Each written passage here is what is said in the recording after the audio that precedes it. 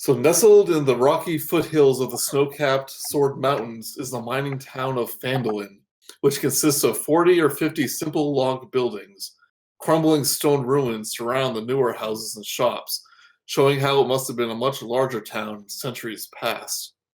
Phandalin's residents are quiet, hard-working folk who came from distant cities to eke out a life amid the harsh wilderness. So this is like a frontier town. They are farmers, stonecutters, blacksmiths, traders, prospectors, and children. Children is a job, apparently. The town has no walls and no garrison, but most of the adults keep weapons within easy reach in case the need for arms should arise. Visitors are welcome here, particularly if they have coin to spend or news to share. The Stonehill Inn at the center of town offers modest lodging and meals. It is also a popular spot for the hard-working miners and other labor workers who live in the town to unwind after a hard day's work. One such man, Dardagon Ayblls, is that how you pronounce your name? Dardagon Ayblls. Dardagon Ayblls is spending his evening besting the tavern's patrons at his favorite hobby, in which he had just bested another one of his work companions.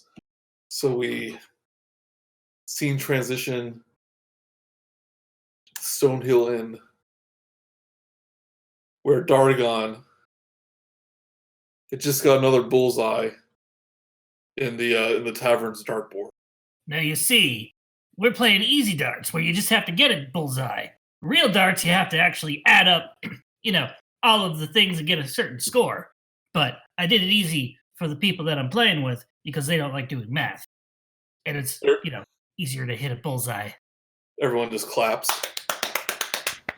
They're impressed. The little kid chimes up. Goes, "Do another bullseye, Mr. Dart." All right. I don't know what you're doing in a bar, but okay. And I'm going to... It's also a family restaurant. They have a kids menu. Chicken fingers. They have chicken tendies. Do I hit? With a sleight of hand, are you trying to steal the darts? I imagine that it would be... It's a +3 otherwise. It's a +3 instead of +5, so it'd be a 6. It'd be a 11 math. Yes. 11. This time you don't hit the bullseye though. Haha. That was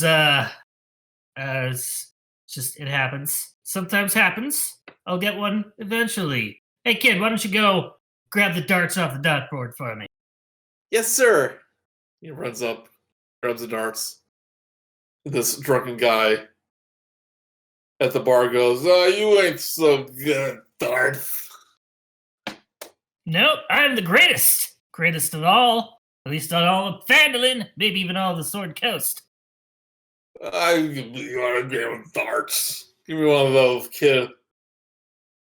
He grabs one of the darts from the kid's hand. You may want to be very careful with that. He raises it up. And he throws it in the complete opposite direction. It lands into one of the beer kegs in the corner. In the tavern's owner, Tobin Stonehill. He goes, "Hey, watch it there, buddy." It looks like you need to tap a new keg there. Get a new tap going. Hey, only if you're paying, Dardagon. It was his dart throw, not mine. If you're so great, then... All right, he wants you to throw another dart. Oh, okay. What number would you like me to hit? 7. All right. Let's see if I can hit a 7.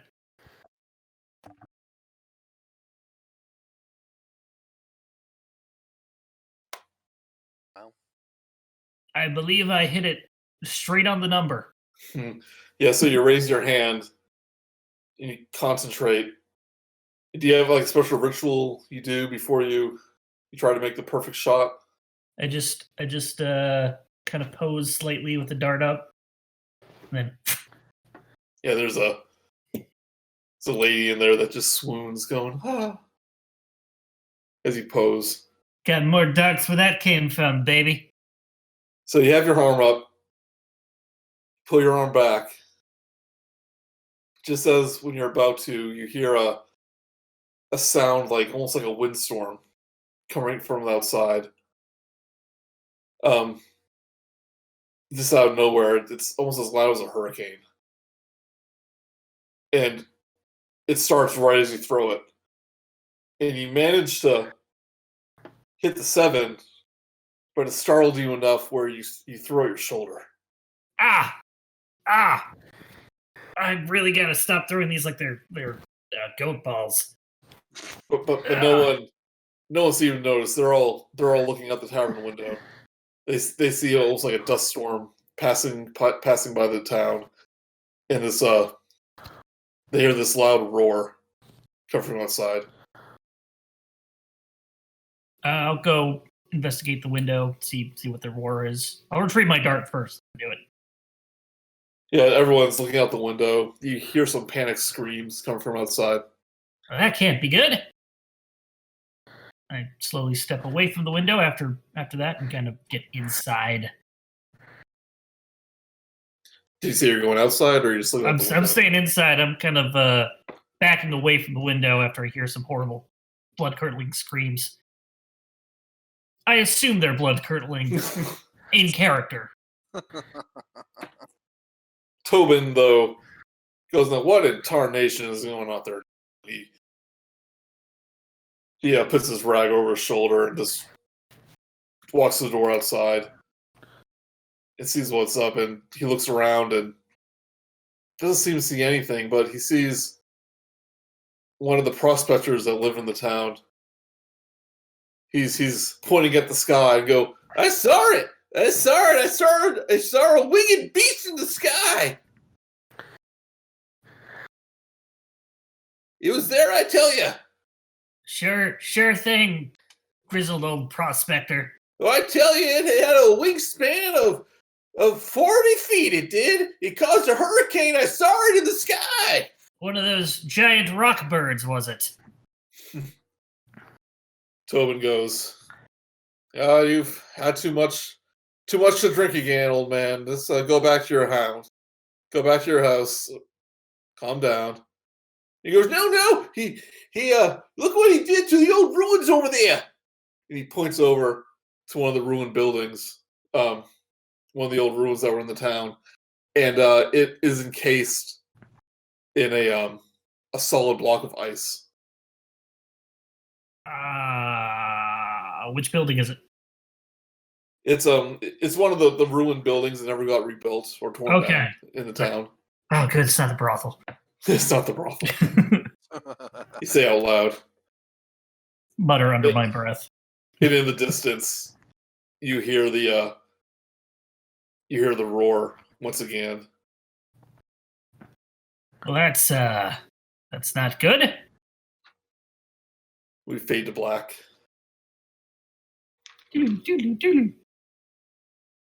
Meanwhile, in another realm of existence, at the crossroad of dimensions, atop an infinite spire, stands the lost city of Sigil. Lost beings from all realms find themselves here. Lost beings from all realms find themselves here, and one such being has found himself a home here. A Loxodon from the world of Ravnica marches down the crowded streets of Sigil, as passers-by give the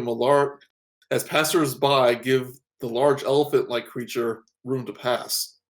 This certain Loxodon is named Murook, and he's on his way to his favorite tavern, the White Dragon, to spend the night drinking with his strange new friends and try exotic foods from all different kinds of worlds.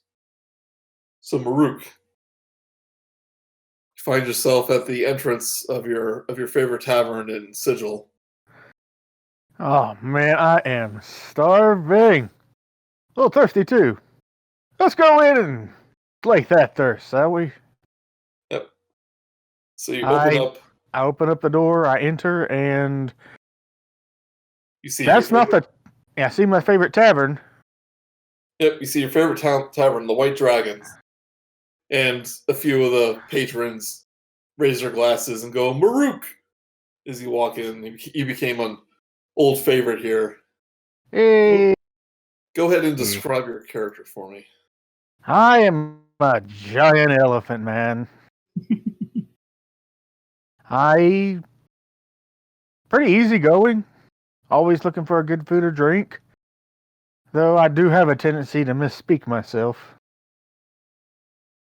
And a rather alarming tendency to piss off beings greater than myself. That's how I ended up in Sigil in the first place. And that is the very story that your friends want you to retell so some new people today. So you sit down at your favorite table and you see your good buddies. One of them is a half orc. One of them is a large insect-like creature, almost like a giant praying mantis. And the other one's a mind flayer. This long, spindly creature with almost like an octopus for a face. All of them found themselves in sigils by mysterious and unfortunate means, just like you have. And they go, "Hey, Murook, Hey, have a seat." I sit down. I pat my hand on the table. Say, "How's everything going?" Oh, life in sigil can be kind of tough, but they have the best food from all over every dimension here at the White Dragon. I'll agree to that. And he hands you a mug and says, "Hey, buddy, I got you your favorite beer."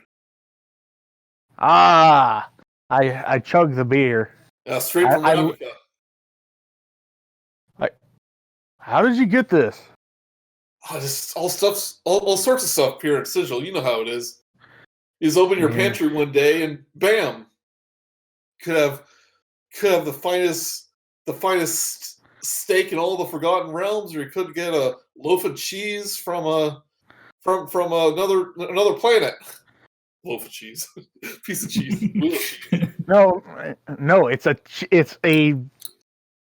No, you had it right there, my friend. It was a loaf of cheese. Because maybe in that world they have loaves of cheese. That would explain a lot. Anyway, I wanted you to tell my new friend Squidface here. I don't know his real name. He doesn't really talk much. I just call him Squidface. About how you got here, because it is a riot. So, I've always been a friendly fella. Always been willing to say hey to anyone, even if I'm fighting them at the time. So, I was fighting a demon. Before we started, I greeted him. He greeted me. At the time I had a smattering of Abyssal. When I say a smattering, it may be stretching it a bit. And I might have said, instead of saying greetings, honored enemy, I might have said, go back to hell, you. Or I can't remember what it ended up being. But basically, I insulted his patronage and his very being, and I told him to go back to the void. And it was very apparently I slipped the tongue very much, and well, here I am. Yeah, and you tell your story as a crowd gathers. Everyone enjoys a good story, and you have a good night drinking and eating. But it's getting late, and you finally decide it's time to retire. Yeah, I'm nice and full. I'm feeling a little buzzed. Yeah, it's time to call it a night. And I make my way towards the nearest door. Yeah, I mean that Ravka ale can really get you. I'll see you tomorrow, buddy. And you make your way to the door. But as you try to open it, it doesn't seem to budge. Huh. Maybe give this a little oomph. Seems to be stuck. So you put your hefty weight into it. Doesn't quite seem to open. Nope. Not. Okay. Maybe need to put a lot more oomph into this. Do I need to roll? Or I just... don't know. You just take a step back. All You right, charge. 1, 2. With a... Oh, how elephants, like, what do they do when they make a nose with their... the nose with their nose? It's like a... Trumpet almost? trumpet, yeah. It's like a trumpet. Yeah. And you crash into the door as it shatters to pieces. But you don't find yourself in the streets of Sigil, but you find yourself in the town square of some little rustic town that you've never seen before. What? Oh God, not again. I turn around quickly and try to make my way back through the door. But all you see is another... You see another tavern, but it's not the one you left. It's unfamiliar, but you see there are some people hiding behind the bar, as if they're scared. Greetings, beings. I am Murook, and I don't know where I am. Would you mind relieving that situation for me? None of them seem to answer, but they just point at you. Well, yes, I am. I am a magnificent specimen, but not quite what I'm looking for. Would you mind telling me where I am? A young man stands up from behind the thing. He's like, "No, sir, no. Behind you." Oh, I turn around behind me and I see what they appear to be pointing at. You fail to notice as you burst into this new dimension, but this town square seems to be under attack by orcs. You see some various villagers trying to hold them off with kind of crude weaponry. Well, I should have seen that, but oh well. I think I should go help them, since I seem to have distracted them. You hear a little scream from nearby as a young halfling woman is kind of frozen in terror, and you see an orc with a battle axe raised, about to charge her. I put myself in front of the halfling woman, and well, I brace. Give me a Constitution roll. All right. Or a strength check. Sorry. Strength check. Go ahead and just click on strength. Yeah, just click on strength. Not the saving throw, but the strength. Yeah. It's above the saving throws. All right. 22. Ooh, yeah, this orc just runs up into you and bounces off. And he falls to the ground. He looks up at you. And he goes, "Give mercy, mercy!" Oh.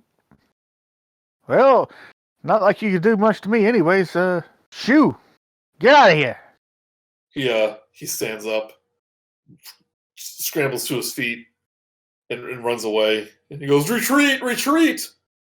And the other orcs who are in the middle of battle take a look back and see the town's newest visitor. And he goes, "We didn't sign up for this!" And they all run away. And the villagers and the townsfolk give a little cheer. Well, that was sure a thing. I And, turned to the halfling woman and asked if she is okay. Oh, yeah, I'm fine. My name's Thistle, by the way. I work at the bar. Bar, you say? Yeah, it's right there. You ran right through it. Why, so I did. Hey, I tell you what. Drinks on me. And she gestures over to the bar as you walk in. Ah, my favorite phrase. As we fade to black. I come out of the bathroom and like, What I what the missed. hell is this? Maybe you were just in the bathroom. You were outside defending the town. So, as we fade back in, we're in the middle of day on a road along the Sword Coast. A young woman travels the Tribor Trail, a road she has never walked before, but one she knew all too well hundreds of years ago. Much has changed since then. The nearby town of Neverwinter has grown to a bustling city, for one. She had no memories of that from her past, so it was satisfying for her to have a new experience as her own, as Chaka, for once, and not the undying Korai spirit called Kahn that resided in her very soul. It's in Neverwinter where she hears that the nearby town of Faladin was looking for adventurers to protect the region from a young white dragon that has made his roost somewhere in the Sword Mountains, and from various orc attacks that have been on the rise lately. When Kahn was younger, 300 years younger, she defended Fandolin from the rampaging orcs from the rampaging orcs that her battle regiment were at war with, and it was one of her greatest failures when the town burned to the ground. But now Faladin stands again, rebuilt only a few short years before. Time, it seems, heals all wounds. As she arrives at the town, she is greeted warmly, but the townfolk seem on edge. So, Chaka, as you approach the town, you are greeted, but they seem a little nervous.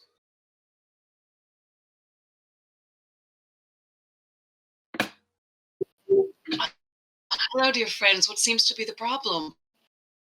Welcome to our humble town, miss. It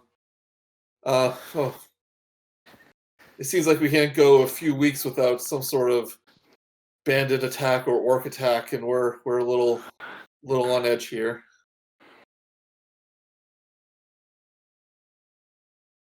But welcome to Paladin. Thank you so much. I've been here before. It's quite different now. Oh, were you here when it was being built?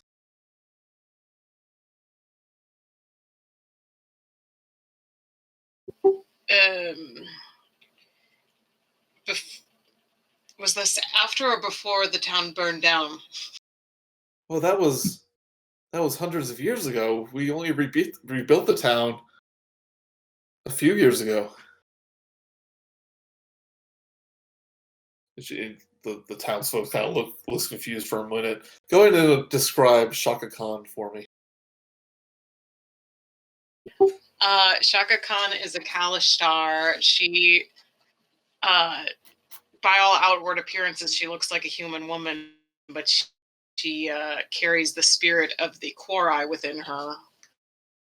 And it's like Chris made me watch the episode of Star Trek with the Dax. Yeah, the Trill stuff. The Trill, where they have like consciousnesses of people from the past that live within them, and she kind of has the consciousness of like every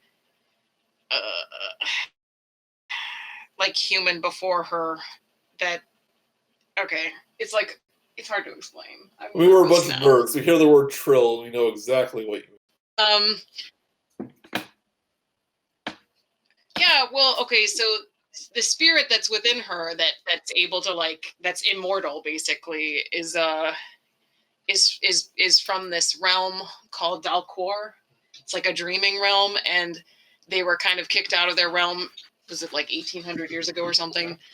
And they sought refuge in like inhabiting these human bodies, and they're able to pass their spirit through like each generation. So like my mother, my grandmother, my great grandmother, they all were Kalashtar, and we all shared the same experience. We all share each other's experiences.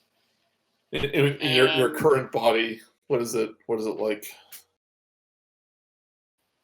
I wanted my current body to look like Chaka Kahn, the artist from the 80s. She's just a young woman. She's attractive. She's petite.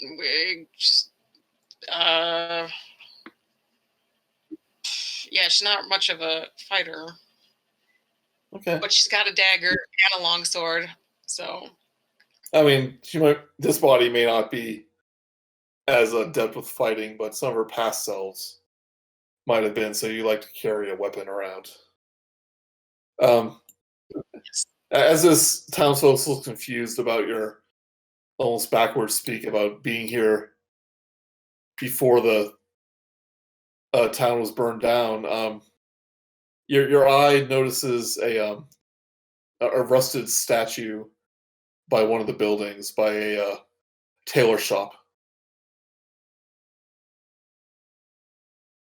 And the townswoman and townsperson notices you looking at it and goes, "Oh yeah, that's our local tailor and his little mannequin."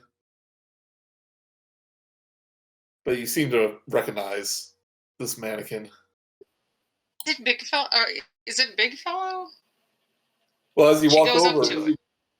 Yeah, you walk over to it, and it looks like a man made out of metal. It's been dressed up in a fancy looking tuxedo and top hat, complete with monocle. And the woman smiles and goes, "Oh yeah, it's the owner likes to dress him up, and show off his latest suit designs and dress designs." Yeah, but this thing's been here ever since been here for centuries, as far as we know. Was found in the ruins, and we decided to keep it. It's kind of like our little town mascot. But Chaka, you recognize this as one of the mechanical soldiers that you fought alongside hundreds of years ago. And this one, it seems, never left his post.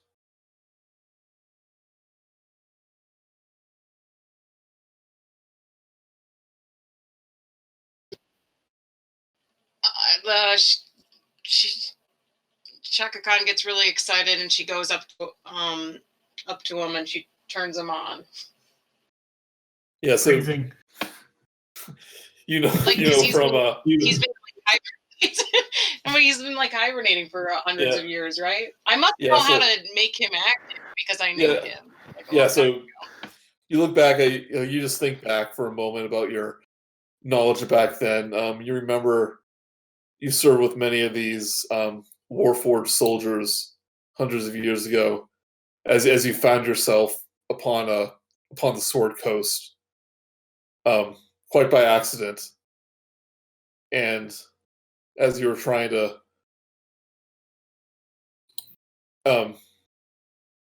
so you find the panel that's on its back, and you remove it, and you move around some wires, and the Warforged green eyes light up, and it stands up straight as it comes back to life.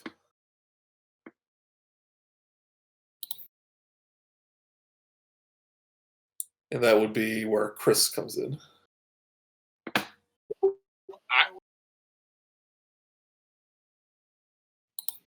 Just a moment, sorry.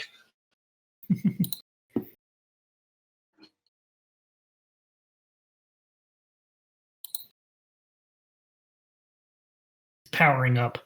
Powering up takes a while. I see a little loading screen on its chest. Get higher and higher. And the woman looks in amazement as it starts to move. And the owner of the shop comes out and goes, "Good lord, that thing's alive!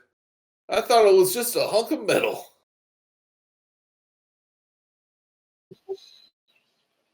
Activated. And it talks. Query. Too. What has happened? What has happened? What has happened to my surroundings? What is this? I see. BigFellow, I like the new look. BigFellow looks at Chaka Kahn. Private Kahn, I remember you from your eyes. Why your face change?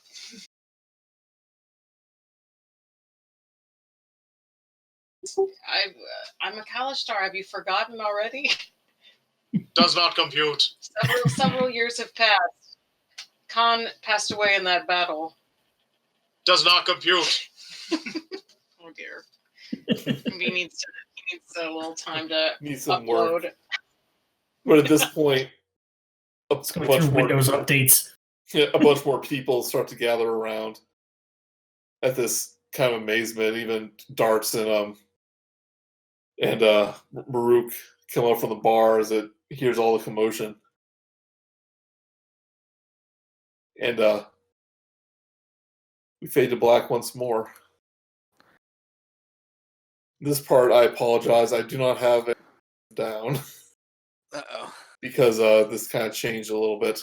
But in the Neverwinter Forest, a lizardfolk, a young lizardfolk, is awakened from his sleep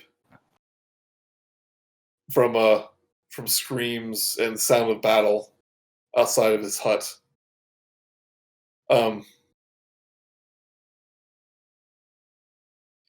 the heat of flames torches at his skin. As he walks outside, he sees his home is under attack by orcs. And the town's warriors are engaged in combat, but are almost quite easily felled.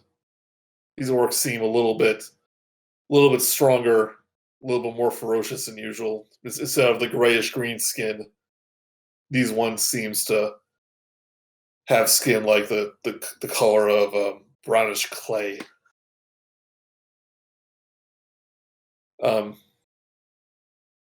And occasionally they'll grab a civilian, an unarmed civilian, and drag them away. Let's see here. But occasionally you hear the orcs yell, "By the power of Talos, your blood will bring rise to Gorthok." And you feel Zyzzyx, the wizard folk. You feel a hand on your shoulder, and it's the elder shaman who lives in this village. And he goes, "Thank goodness you're all right, young one. Yes, I was woken up. What's happening? We must get you to safety. The half-orcs who live in the forest attacked without warning. They are overtaking the town. Yes, let's go." They've never bothered us before, but something has enraged them. Our village burns. We must get the elders to safety. Come with me." All right, I go. And he hurries you down to where the elder's hut is. He goes, "Quickly, come with me." And in front of the elder's hut, a large one of these large brown orcs stand in front, and stands in front of him and goes, "More sacrifices for Talos, I see."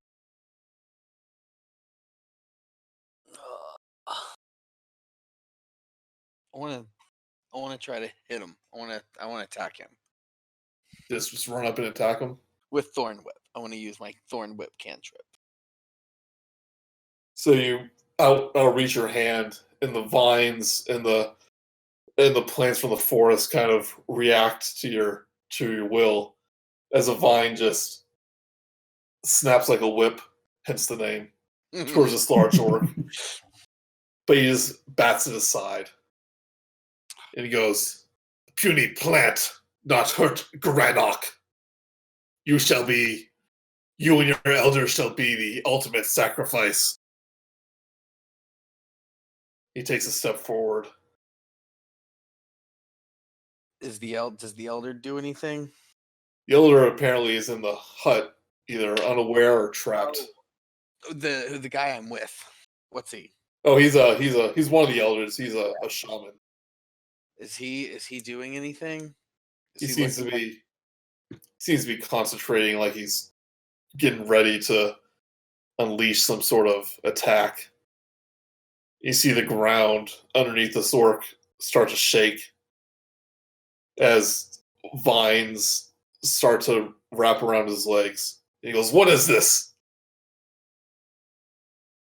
But all of a sudden, the sounds of battle seems to stop as a roar is heard in the sky, and the sounds of a strong wind is both heard and felt. Starts to spread the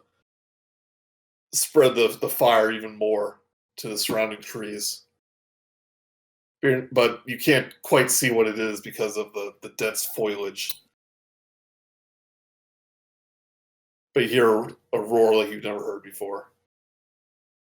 Are we able to get around that orc and get into the elder's hut yet?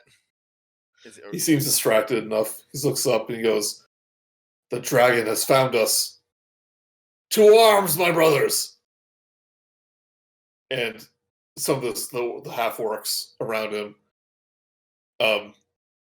start to look upwards as if they can attack the sky, but they can't quite see anything. But the way the hut is open. Okay. I leap, pull the other elder in there, and they say, "You got to teach me that one someday." Not until you're level 5, my apprentice. Or level 3. But yeah, you find the elders inside, and you hurry them out. And you think in your mind which is the safest way to leave your burning village. Okay. On the way out, I look up to see if I can see, if I know there was dense foliage, but can I see anything up there? You can see nothing but the smoke from the fire, but you hear another roar, and without warning, a sheet of ice, about 20. I think of May's ice wall, but like 20 meters long. Wow. Just erupts from the ground as the dragon breathes its breath into the forest, killing orc, lizardmen alike without prejudice.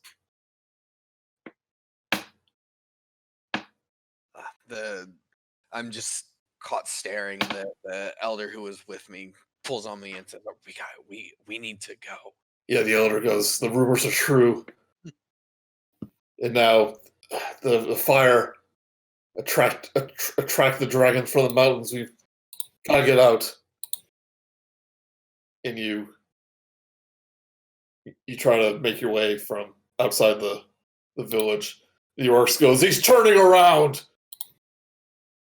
My brothers, fire your arrows!" Or whatever.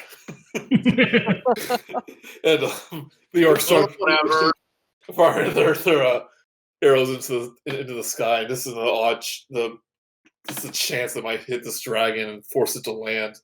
It says, "Take our home, will you?" But you hear another roar, and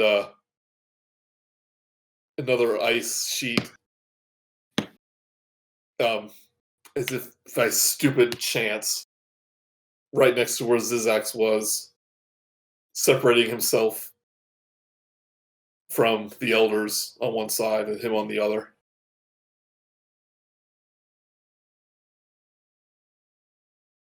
Except for the shaman, which seemed to take the brunt of the attack, though. And he lays there, frostbitten, nearly dead. Oh no. I use one of the spells he taught me on him. Healing word. No, The wounds. ice seems to melt a little bit from his body, but he seems to be badly hurt. And he goes, "My apprentice. Take whoever you can. I had visions of you saving this village. But the village is lost. Take who you can. Find the humans." He reaches around his neck. He takes a necklace that seems to be full of lizard folk teeth. Opens up his mouth. Grabs one of his fangs. With a painful thrust, he pulls out one of his teeth and hands the necklace and his tooth to you. Goes, "May the elders be with you forever." He hands you the necklace. "Now go." I take it and I put it on and I go. And I look back once and then I keep going. Some of the orcs seem to realize that there's no way they're going to be attack that dragon. But you can sense any second now it's going to make another pass. And as you make your way outside of the village, the burning village, you manage to grab a couple civilians on your way out, but that's all you were able to save, unfortunately. We fade to black. And that's the adventure. Good game, everybody. Good game. Thank you for listening to my narrative about how you guys, your life just stinks. Correction, my life has only just begun. I've got beer. I'm fine. So, just to, I don't really have much of a story about how Zyzzyx, or, keep forgetting your name, how, Zyzzyx arrives to the town. But a few days later, you make your way to well, I mean, I just think wandering the forest, trying to because we never traveled very far. There was no need to. But eventually, you find a road and you just pick a direction. Yeah. You head west. Roads I heard about. I was gonna wonder, would I even recognize a road? No, but we had cart paths. Yeah. You'd probably have heard. You're probably not completely ignorant of other societies out there. You may not know your customs, but you probably understand. Never go to the road. That's where the humans are. Yeah. Yeah, I could see that. Yeah. Yeah, you've never been out of the forest before, but Lizardfolk has definitely been known to venture out occasionally. And you pick a direction, you pick west, and days later, exhausted and famished, you make your way to the gates where, since there's been more and more consistent orc attacks onto the town, never too bad, never as bad as the day that Murook arrived, but occasionally one will come trying to sneak his way into the village. They see a Dart. You're standing watch today, and you see a trio of Lizardfolk start walking towards the town. Have I been told to be wary of lizard folk, or am I just looking for bandits? You've been warned of attackers, of anything that isn't quite like you. Racist. Pretty racist. Do they look heavily armed? One of them has a you think you have a staff? I mean, lizard folk can also make their own weapon. So, aside from one of them who seems to have a staff, the other one seems to be unarmed and not wearing armor or anything. Am I like a watchtower type thing, or am I just like at a gate? There's no gates, no watchtowers. You're just at the road leading into town. As they start coming up, I say, "What ho is your business here?" Please, my village has been attacked. We're all that's left, and that's all snaky sounding, parcel tongue. You're not doing a voice. Thank you. I just decide to speak to them in Draconic, as I think it would be easier for the Lizardfolk to talk, because I do speak Draconic. And in Draconic, I say, "You are the last of your village, your entire village." Yeah, the entire village. We were attacked by a I guess I would know a dragon. At first, it was half orcs, and then the dragon attacked you. That's true. It started with an orc attack. And I'm going to assume I pass an insight check to insight them. So, well, Darts, you would know that that the dragon sighting has been a few months since you first. Since that event in the bar, but it's become more and more. It's become more and more frequent. Usually, just rumors of it being far away, the sightings here and there, an occasional attack on a carriage or some livestock. And I ask him, how far away is your village? Was your village? We've been walking for days. We've been traveling for days. That's pretty close. The dragon has attacked here before, and so have orcs. That's good news and bad news for you. If you've come seeking refuge, you might have some refuge. But trouble follows. Tell you what I could do. Could always use some more people. More unpeople. Non-people. And those people. Oh. Can you are you good fighters? I know the three of you are the only left, but that must mean something. I know my way around a fight. But my compatriots here have never seen a fight. They're what would be a good lizard? They're more gatherers. I hear lizard folk can make weapons. Are you good at skilled at weapon making? Yes, that is something that we can do. Well, I have no actual authority to say it's okay, but I can put in a good word for you. Yeah. As you're talking, though, Here's my recommendation. As you're talking, though, a heavy-set man starts to walk up to you. Looks something like this. Wait, hold on, wrong layer. Even though I changed things, it's still doing the fireplace sound. Let's stop that. I mean, you guys are on the map, right? We're on the map, yes, and Yeah, we do so- see Phandalin. There's Phandalin there. Here's Neverwinter is above there. Don't see Neverwinter. The Neverwinter Forest, just the big forest above there. Okay.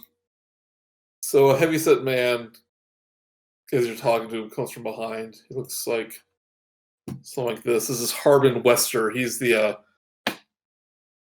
town master. The town doesn't have a mayor or government per se, but he's the one that. Commune. What was that, Bo? I was referencing Monty Python and the Holy Grail. We're in a narco syndicate commune who takes it upon us. Remember that scene? Compilers? Right. I'm being repressed. And he goes, "Don't let those dragon folk in here. We're under constant siege from dragons. Get them out of here. Get them out of here." They're not dragon folk, Harbin. I've told you this before.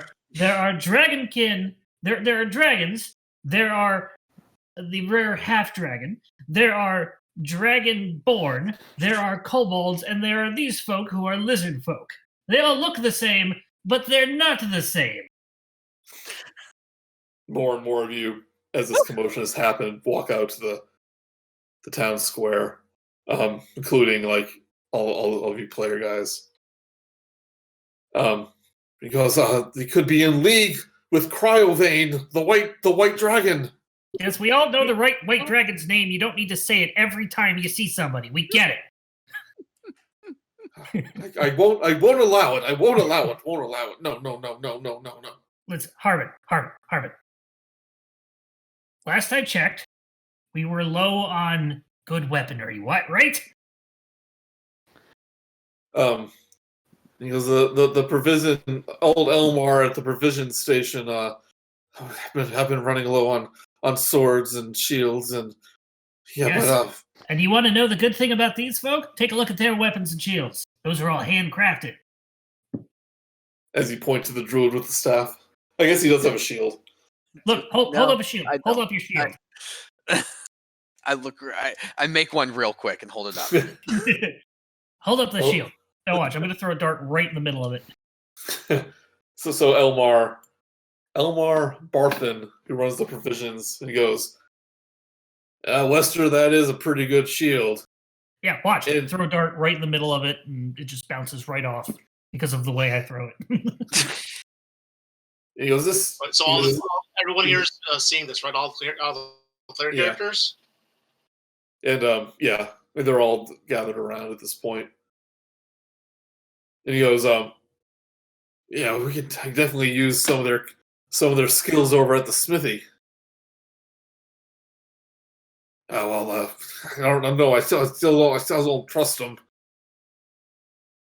And Tobin, the bartender. Sorry. Me as sorry for barging, but me as a BigFellow comes and say, as the town mascot, I see quality in their wares. I come walking up and I take a look and I'm like, that's a pretty nice shield there.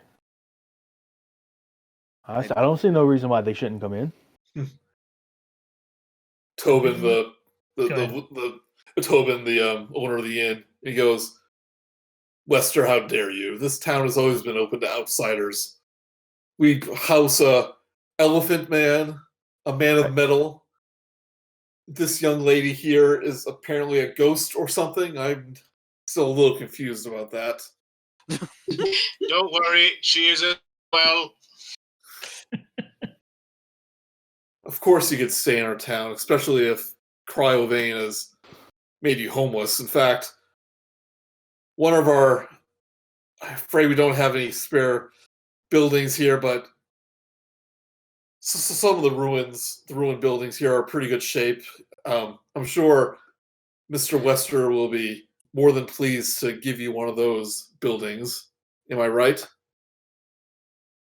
And Wester goes, oh, very, very well, very well, very well.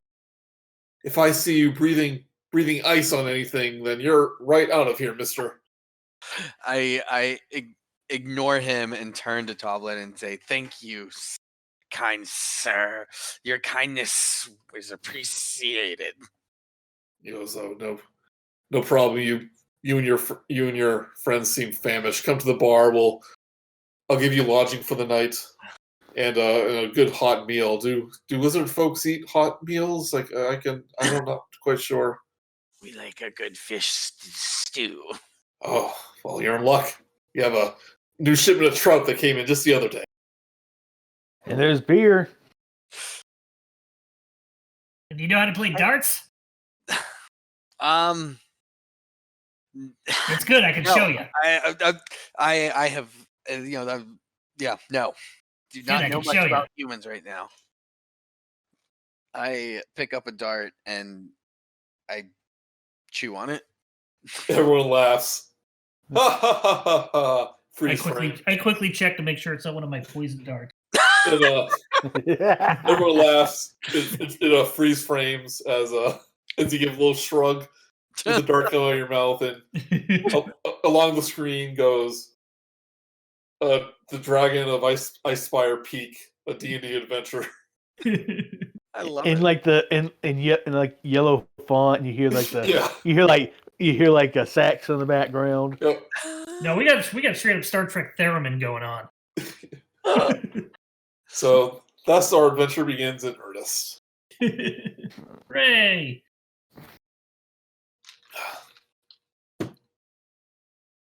So, some time has passed.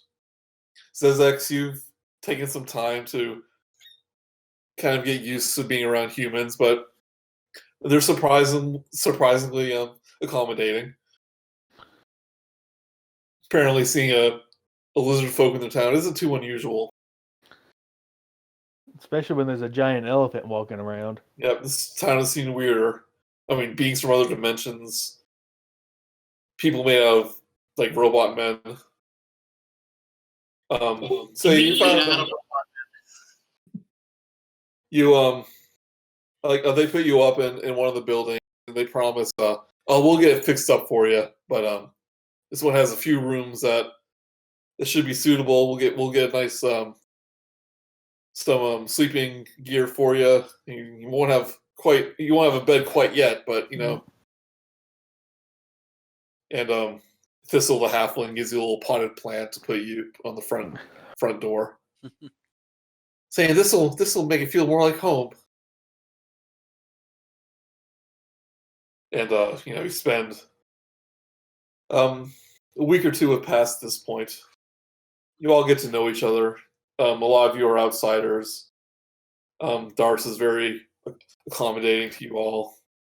Yeah, I can beat you all in a game of darts. I am more of a card man myself. Well, what are cards but darts of the table? Your words of wisdom move my still heart. And the last time I threw a dart, well, they're still looking for it. How do you even hold things? Do you don't? Do you have digits on your hand, or is it like flat hoof hands? I have a trunk. That's true. That works. But I also have hands too. I'm not an ambulatory elephant. I'm like, I'm an elephant man. Yep. So it's a pretty average night in the bar at the Stonehill Inn. Darts is throwing darts. Dartagon. What are you all doing? Well, I'm going to explain what's going on. Toman Stonehill is behind the bar cleaning dishes. One of his assistants, Anders, a nice young human man, is doing his own little business behind there. And Thistle, the halfling woman, is going around tables, just making sure everyone's all right, refilling their beer. And usual customers there today, but there's a few strangers in town at one of the tables in one of the corners, though. They're being a little rowdy, but they seem to be keeping themselves in check for the most part. What are we all doing at this inn, at the tavern tonight? I'm balancing darts on my finger. And I've really taken a liking to it. I'm practicing throwing, but I'm really bad at it. Yeah, so you're teaching how to throw darts. And I'm using homemade ones. And they're really good, but I'm just bad with them. I'm just here. I'm here doing what I do every time I go to a tavern. Eat good food, and get drunk. Andrew goes. We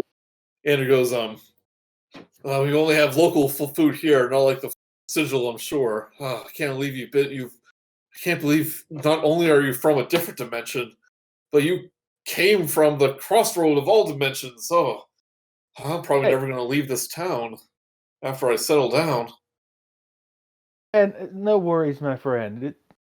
You explore wherever you live. Yeah. There's adventure wherever you go, and everything's a little bit different. I mean, me and Mr. Stonehill are originally from Tribor, but we just heard about the opportunity to make a new life here in a Phandalin, and we took the opportunity. And but I don't really see myself, like I said, really venturing out, like living in Neverwinter, or anywhere like that, or Waterdeep. There's no shame in wanting to live a small town life. You can live a nice full life in a small town. It's only growing bigger too, but that is until Cryovane came and kind of drove away all the new prospects. Yep, dragons will do that. Stonehill Tobin goes, "Oh, don't worry about that yet, my boy. Just things will get better, especially what the town master has planned later today." Indeed, all things shall pass. Mm-hmm. Keep hearing rumors about what this big event will be, but none of the common folks seem to know what's going on. Thistle walks by though, in between Murook and Chaka. Goes, how you doing tonight, everyone? Is food okay? The drink okay? Thistle, it's the best you've ever served. I know you don't actually make the food. I Oh, am. Oh, It's the food is only good as the waitress, as I always say. Yes, that's why I always try to get chicken wings and thighs. Wait. You and your chicken wings. The food looks safe for consumption. I approve. Huh. yeah. So I mean, nothing- it's not. I mean, it's not like exotic or anything, but it's still good, just solid food. Aren't you eating soup? It is good, solid soup. Imagine it's like Did you freeze his soup again? Thistle was a big fellow. It Chaka goes. Khan, Oh, go ahead. Chaka Khan staring at Toblin Stonehill is like, "Excuse me, young man. Young man." Oh, he giggles. See, he kind of laughs at himself. It's like, this is our little game again. Yes, old woman. Are you any relation to Bartholomew Stonehill? Well, he was my great grandfather. Great grandfather. Yes. You are a fitting image. He was a charming man as well. I wouldn't know. That's so long ago. But they say I inherited his looks. And he gives you a wink. What kind of Well, Chaka is a bard? What kind of instrument does she play? she plays a bunch. She plays the A bunch of flute, it. I think, and the pan flute. Which is And, the one that you um, specifically started with? Like, because you know 3 instruments, but usually just start with 1. Like, which item did you take?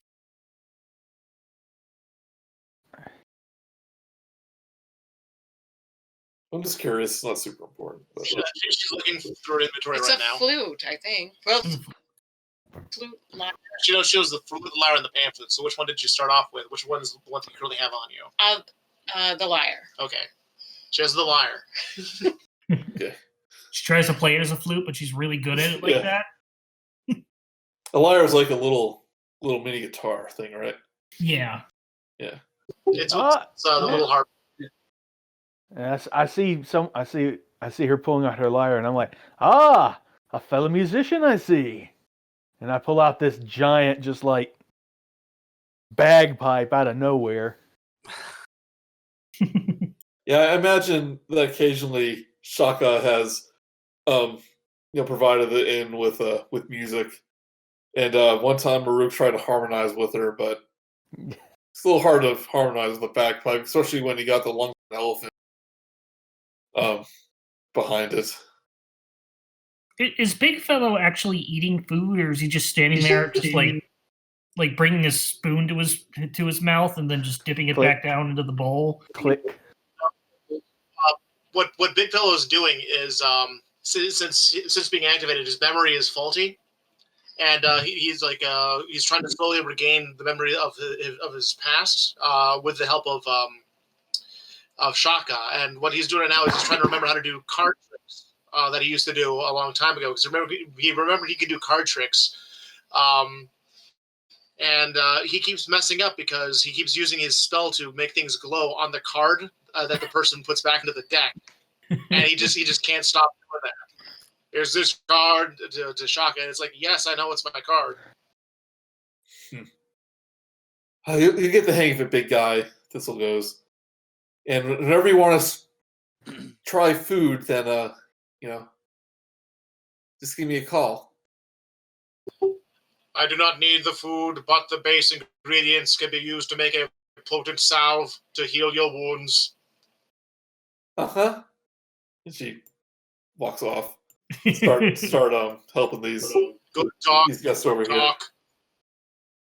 here. Yeah, big fellow, your memory, you just can't seem to remember. You just remember there being a battle in this town. It looked a lot different back then.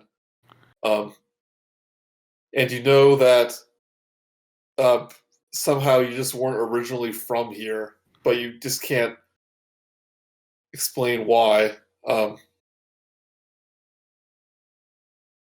But as you're having this conversation with everyone, you hear the guest that Thistle is helping,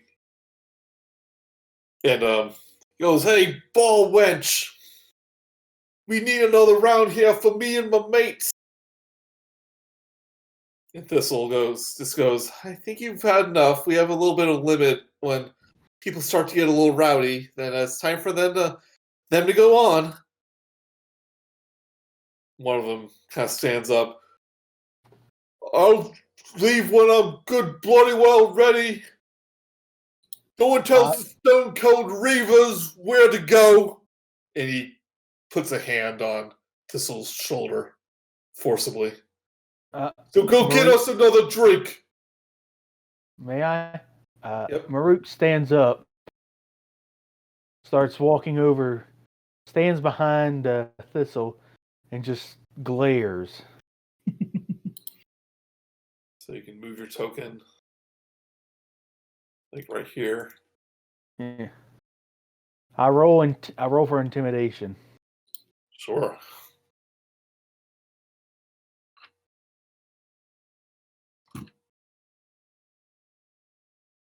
Well, that didn't quite go to plan.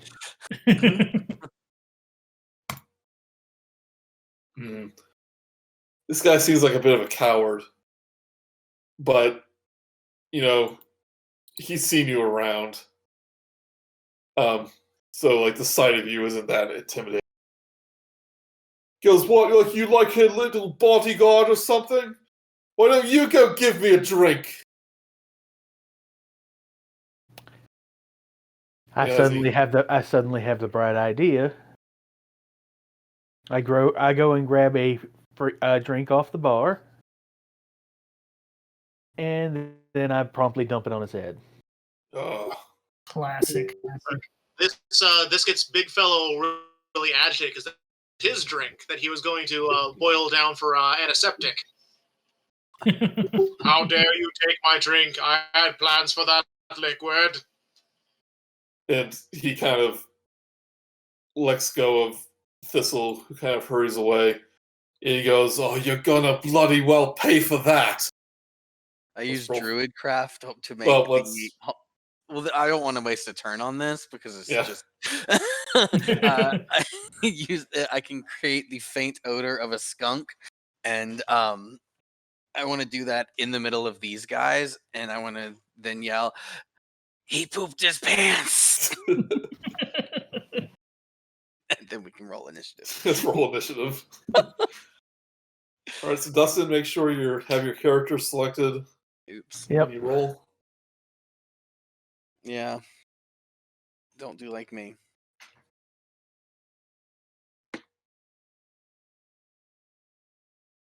Oh. Okay, I have my character selected. Yeah.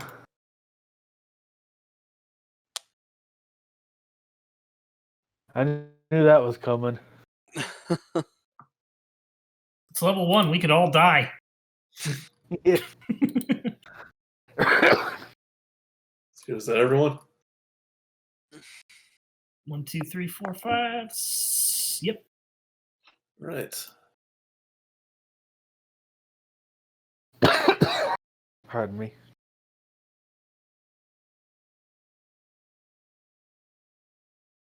Zyzzyx, your turn first. All right.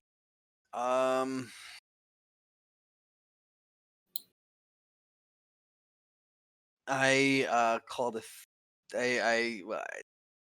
This. Can you turn the music up a little bit? I can barely hear any of your external audio. How's that? That's good enough, yeah. And I'm gonna try to that thorn whip again on. I'm gonna do the guy in the front. That guy. A 16 is the roll in that. This guy? Yeah, the guy at the point. Yeah, so the one that grabbed Thistle. Yes. Yeah, 16 hits. That does 3 piercing damage. And let me see if anything else happens. And also, and if he's large or smaller, he moves 10 feet closer to me, which was not my plan, but Well, it's your choice if you want to. Do you want to move closer? I do have a choice. It's not just a must. If the creature is larger or smaller, you pull the creature up to 10 feet closer. Okay. Yeah. I pull him 0 closer to me. Okay, so you just give him a whip across the cheek. Or Yeah. across the face, give him a scar. Yeah.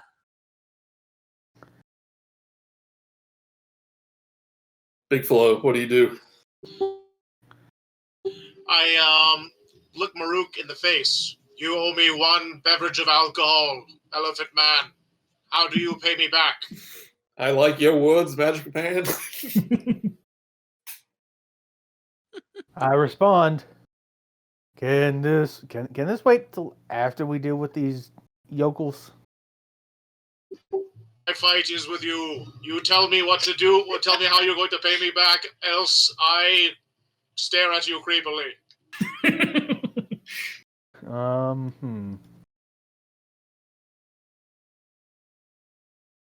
I offer him this piece of jewelry that I have on me.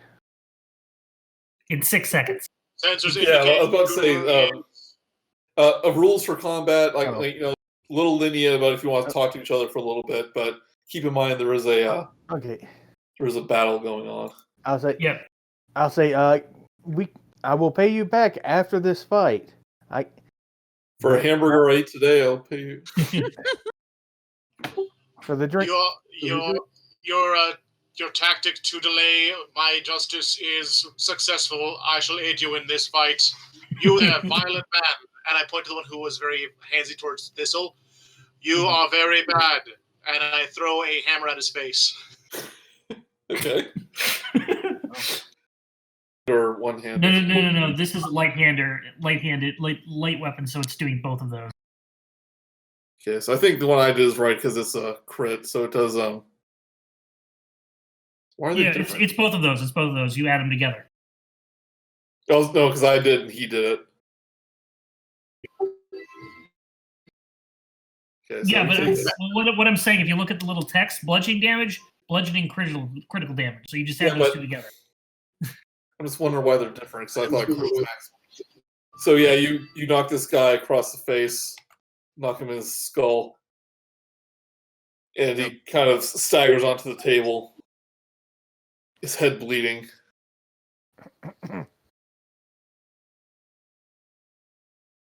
He is still up.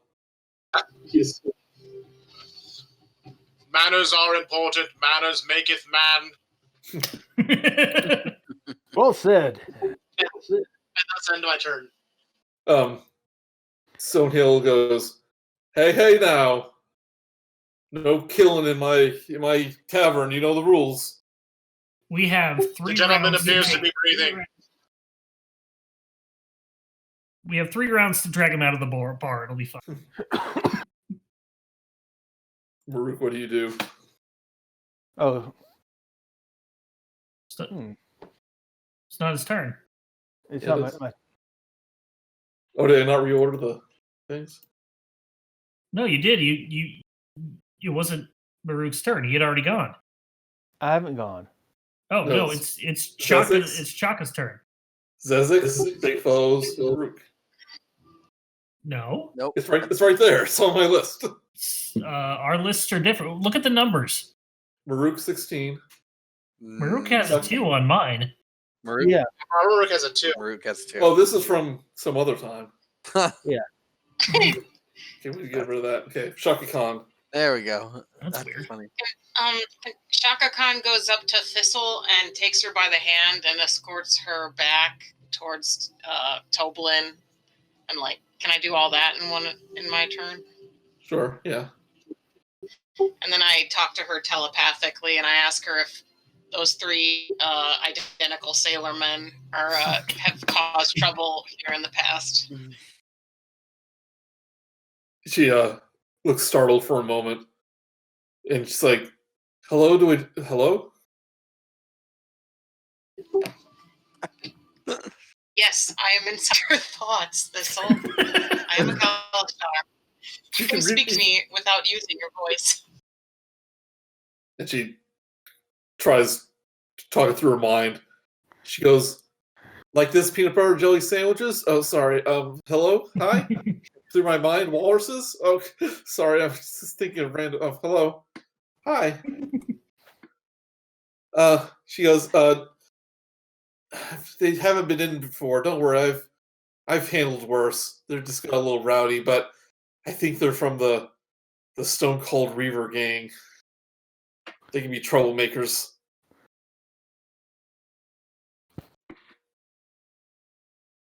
I will protect you, Thistle.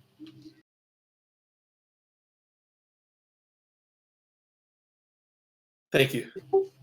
Thank you. I like it. I like to imagine it's kind of like the first time you put on a Walkman or headphones and you're like yelling at everybody. It's like, hi, she's yelling in her brain. Yeah. Shaka Khan, do you take another action though?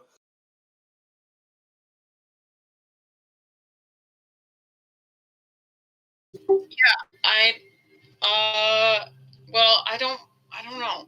I don't want to be part of the fight. I don't like what Murook did. I don't like that Murook dumped that drink on those gentlemen, and so I would suggest you could Marv, you could just ready an action in case one of these guys come close to you that you can attack them or shove them away.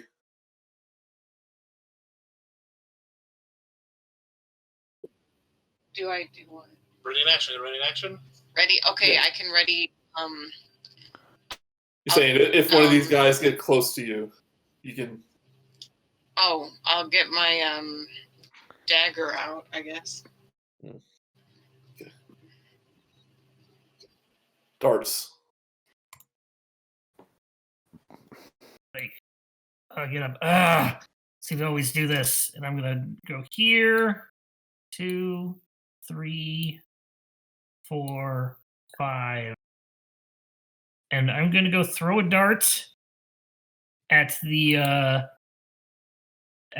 bottom guy there, but I want to throw it through his hat to stick it to the wall behind him or the half wall behind him as like an intimidation. Okay, do a regular attack.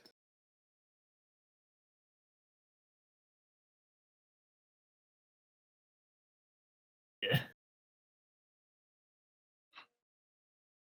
10. 10. The dart. Actually, hold on. I'm going to go ahead because I'm doing this. I'm going to go ahead and use my precision attack to add a d6 to the attack roll. Okay. So let me do that.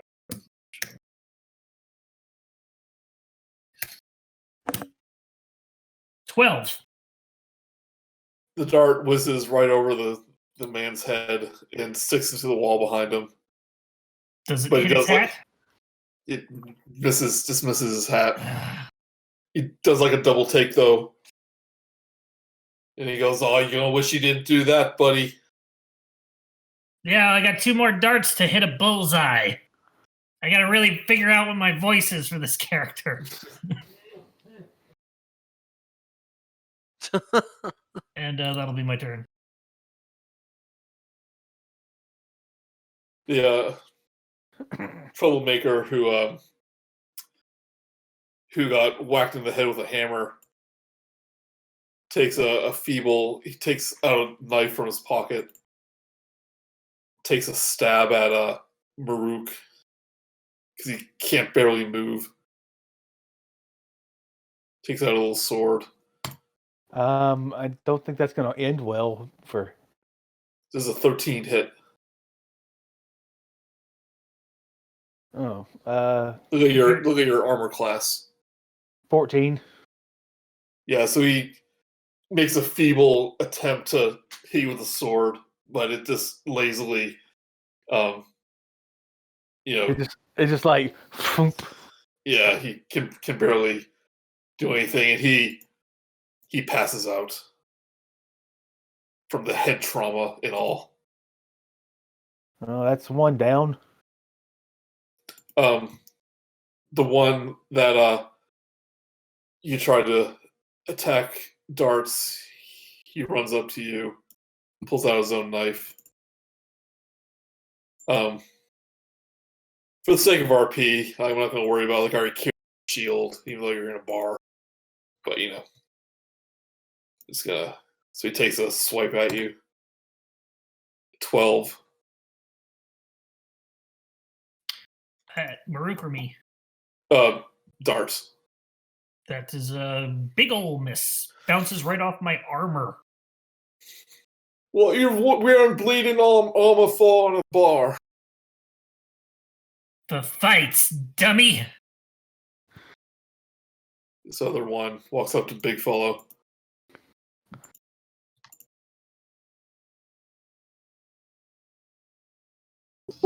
Tries to attack you. Proximity alert.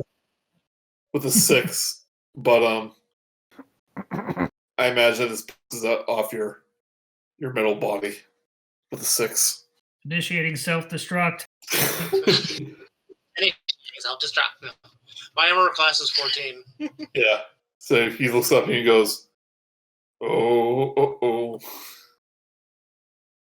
Your fear is warranted, little man." Murook.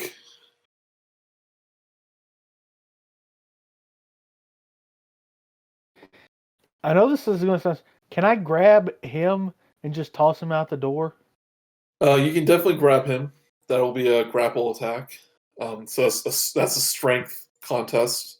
So do a strength check. It's athletics versus athletics or acrobatics. Oh, is it? Oh, hold up. Well, never mind. Hold up. Let me reroll that then. I'll use athletics. I thought grapple was a strength. I mean, it's those are strength based or strength and dex. Oh. It's one of the little nitty gritty details. So I roll for athletics then. Athletics or He gets athletics, and then the defender gets athletics or acrobatics. I rolled a 17 athletics. Okay, so he gets a 13. So you have him in an elephant hug. So And the front door is right here. oh, No, that's the privy. Oh, it is. I think that's Yeah. the front door. That's front door. You I can thought throw that him was in the privy. I thought that was a potted plant. Yeah, I did it first because of the ground, but it's like, oh wait, those are Well, here's one thing. Why does the behind the bar? This is a map I found. Why is it like full of gravel and rocks? They probably only had so many textures. Well, I mean, you can do Who whatever it takes. knows? Who Anyway, knows? so yeah, here's the front door. You have a movement of 30 feet, so you have just enough space to get to the door. grappling him, I move to the front door. Is that right? Yeah, but since you are moving, go do another strength check as he tries to get free as you're walking. Okay. So this will give you another strength check, just a straight up strength check. Okay. Come here. Oh no. Oh, okay. I thought that said 1. It was 7. Yeah. It's a 9. Yeah. This guy gets a 12. Which one did you grab? This guy. I'm trying to Okay. click him. Hold down the click Yeah, for about a hold. second, and it'll do a ring. So you make your way to about halfway across before I guess I'm. he gets the, he wiggle freeze, but he falls down and he is prone. Wiggle freeze. Oh, and look who he's right next to. Perfect. So I just see this elephant guy pick a dude up and run this way, and then throw him on the ground. He managed to break free about halfway across the bar. Okay. I want to attempt to hit him while he's prone with my quarterstaff, two-handed. You get advantage if they're prone. Yeah, and I want to make it non-lethal. Sure. 20 definitely hits. Oh. And okay, can I do one-handed instead? That's stupid. I hate dice, but it is 4 because I was doing two-handed. I guess. Yeah, it rolls a different type of die. So I know. Yeah. I know how it works. It's just dumb. Can you roll on a D&D Beyond? You can choose which one you roll for instead of both at once. Well, I could. Yeah, I just clicked the damage here. If I had done that, I didn't actually do anything. Yeah. Okay, would have been even less. So Yeah. Yeah. So you hit him across the chest, and he goes, "Oof!" And then can he? Since he's prone, he can't take an opportunity attack. Is that correct? I believe. he can. It'll be at disadvantage. Yeah. Unless the DM says otherwise. Yeah. Well, I'm gonna back up into the corner here. Yeah. So he takes a swipe at you. Right. 14. 15 is what you were looking for. No. Yeah. So you back away. He slashes air. Nice. Basically. Nice. BigFellow. Right. So our goal is to get them out of the bar by 3 rounds. Is that right? Your goal is to end the fight. I was just saying that if they die, they've got 3 rounds before death saves. That's my joke.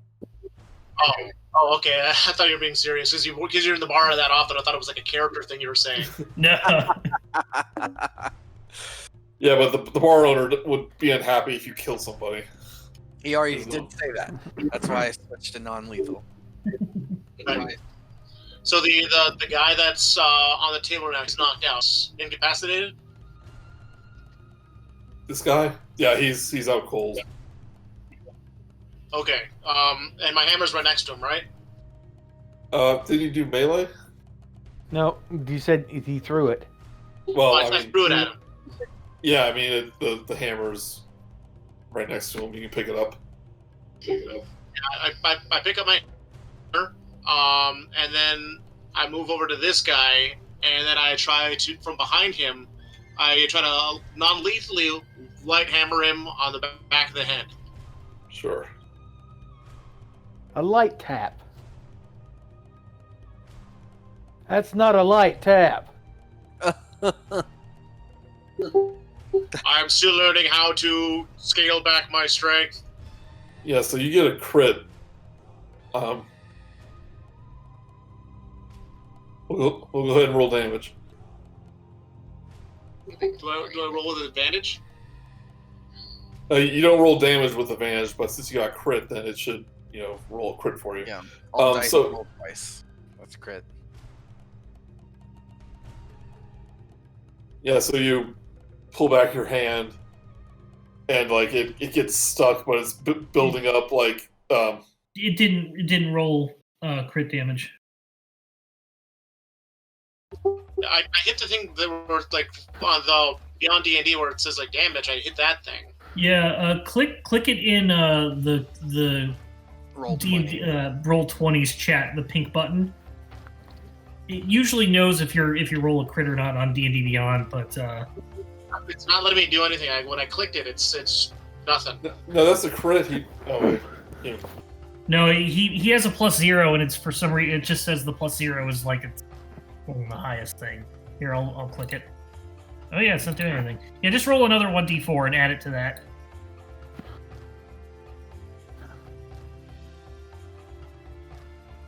So yeah, you 7. let the hammer go. You hit this guy in the back of the head. And he kind of falls forward into Dart. As he braces Yeah, himself get off me! from falling down. But he's still standing. He's using Dart as Chaka Kahn. So I see the pepper shaker on the bar, and I just like shake a ton of pepper into my hand. Do I have to roll anything for that? No. Roll for pepper shaker. And I guess I tell Thistle to stay back there or stay where she is and not try to do anything. I don't know. I go up to the one pirate man who's by Dardagon, and then I blow the pepper into his face. Pocket sand. Yeah, he goes, ah! As he's blinded.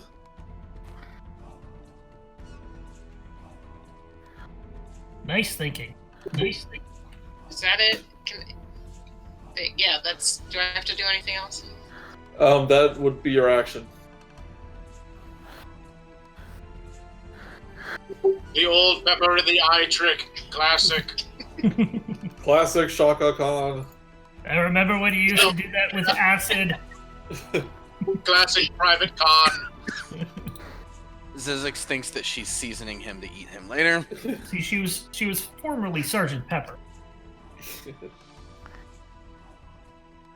Boo. Dart, what do you do? This guy right in front of me, I'm just gonna go ahead and... He's like screaming in your face, going, my eyes, my eyes! I wish I were a mean character and I would stab him in the eye with my dart, but I'm not gonna do that.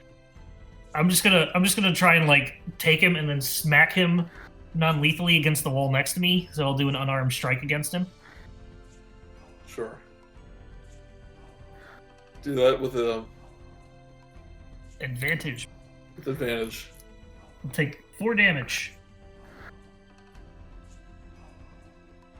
So yeah, you push him against the wall, and he kind of bangs his head against it, and he slouches down and falls over, leaning against the wall. And he is out cold. I give Chaka Kahn the thumbs up. No, she gives you a thumbs up telepathically. He goes. She goes hashtag thumbs up. Thumbs. It's like you don't physically see the thumb, but you feel the vibes of a thumbs up. He goes, oh, good vibes. It's one that's laying prone.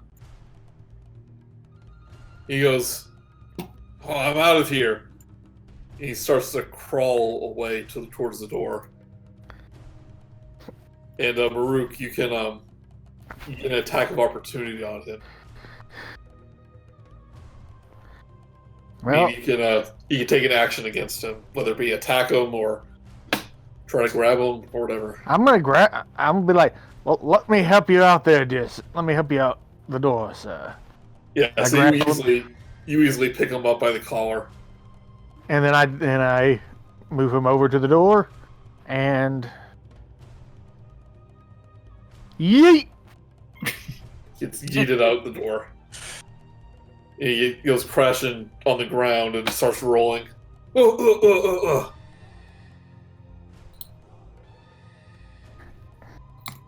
Combat over.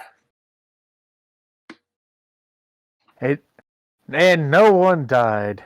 Hey, BigFellow, grab that one and I'll get this one. We'll just, throw him outside. It shall be done. Yeah, so big fellow, you take this one guy's over your shoulder. You yeet him out. I throw mine like a dart. Tobin goes, who's going to pay for their tab? Oh, wait. I searched how much they owe you. Never He mind. goes- I take whatever they got on them, and I give them the Toblin. The Stone Cold Reavers, they probably sold anyway. You hand them about 50 silver pieces. He goes, this should more than cover for it. 5 gold worth. Go back to my chair.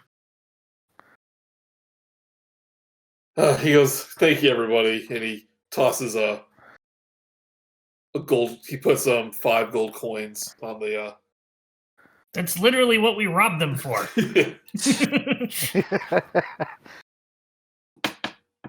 I'll take it. I bite Puts it. a gold coin for each of you. Saying, don't make a habit of that, but I appreciate the gesture. Anything for Toblin, and I guess Gander. It was no problem at all, barkeep. Everybody had 1 gold to their currency. And Except I moved if you go back to- to my. If you go to equipment, you should have a currency. I would like to. to give my gold coin to Thistle and tell her to stay in school. She goes, I'm 32. We're always learning throughout our whole life. Wait, how do I add?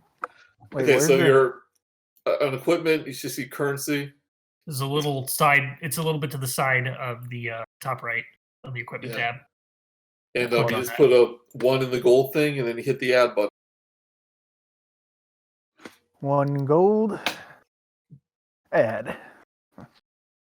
Be careful because you can't undo things there. So if you accidentally give yourself 0 gold, you're gonna have a bad time. Well, Pardon me. you can undo it manually. Pretty sure. If you forget how much you had, Yeah. accidentally. Someone did that on a crit roll at one point, and it's like, I accidentally deleted all my gold. I didn't know it off the top of their head. Mhm. Oh wait, I was like, I owe. I turn to big fellow and say, "How much do I owe you for the drink?" I do not require you to pay me for the drink. I just want you to buy me a drink. Very well. I turn to the barkeep and I say, "Hey, a drink for my friend here." Very good, very good. It's actually really cheap. A meal costs 1 silver piece, so I imagine a beer costs about that much too. So minus 1 silver. Yeah. A mug of ale is Well, I was looking in 4 what copper. this. Yeah. Okay. 4 copper. So 4. Okay, 4 copper. I forgot how cheap stuff was when you're not buying like healing potions. Yeah. Like, how do I figure that up? Just It's copper is a penny, silver is a dime, gold is $1. Well, if you put -1 copper, then it should do the math for you, right? It doesn't. I don't think. I think it they- does not. Yeah. So you'll have -1 copper or -1 gold. So you have 10 gold. Or I'm sorry. How much gold do you have right now? I have 6 gold. You'll have 5 gold, 9 silver, and 6. Okay. 5 gold, It really doesn't matter for this little thing here, but 9 copper. Wait, that's Electrum. Yeah. Ignore Electrum. It's a $0.50. It sucks. Nobody likes it. Okay, I gotta clear that out. if you have to worry about like 5 copper, then you guys No, are doing really badly. Can I get my dart back? Why wouldn't you? Yeah, you can do whatever you want. I'm So gonna I get my would dart have- back. So I would have 596 left. 5, Something like that. 9 silver, 6 copper. Got it.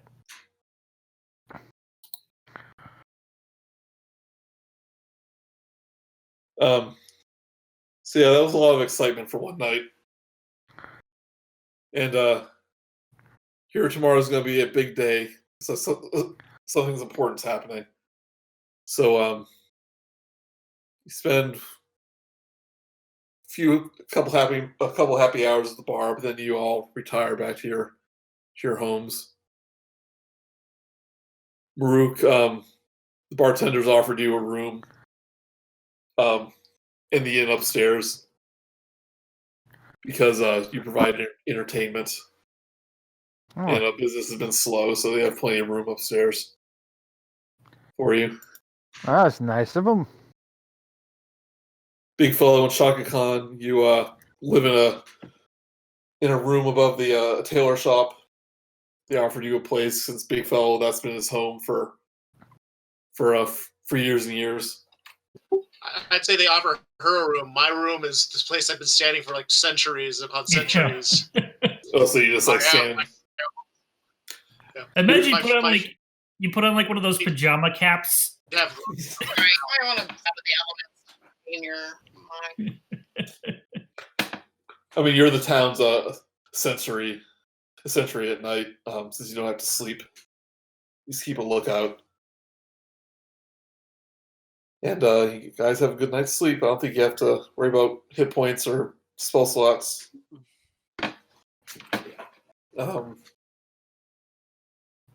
want to take a little break, or? A little break will be good. All right. Yeah. a little bit of it. I got some Reddit to check on. We still haven't officially begun the adventure. Something. I mean, no, that's okay. We got a new player. And we want Yep. to get him acclimated. So, and Yep, you went all out on the character introduction thing. Nice. I'll be right back. How late do you guys want to go? Just so I know. I'm good for another, half an hour and getting to the best starting point after 11, or the best stopping. Okay. I don't know what you got planned. Because at this point, like it's almost like starting a new session. Okay, like we could just end the day and then just end early tonight, and just so we don't get in the middle of something. Yeah. If this is kind of where it's designed to end. Well, like I said, this is all custom. But I can at least do the next bit so you know what to do, and then you can decide if you want to go on for. Yeah, because this is like, if I recall from because I have this, I've never run it, but I look through it. It's at least the first little bits are like message board quests type thing. Spoiler. That was the big reveal. Wait, The what? message board is actually a mimic. So the next morning, it's a mimic board. So the next morning, everyone is gathered around in the town square. The town's main town's guy, Wester. He must have put this up in the middle of the night because he's nowhere to be seen now. He's probably locked up in his house.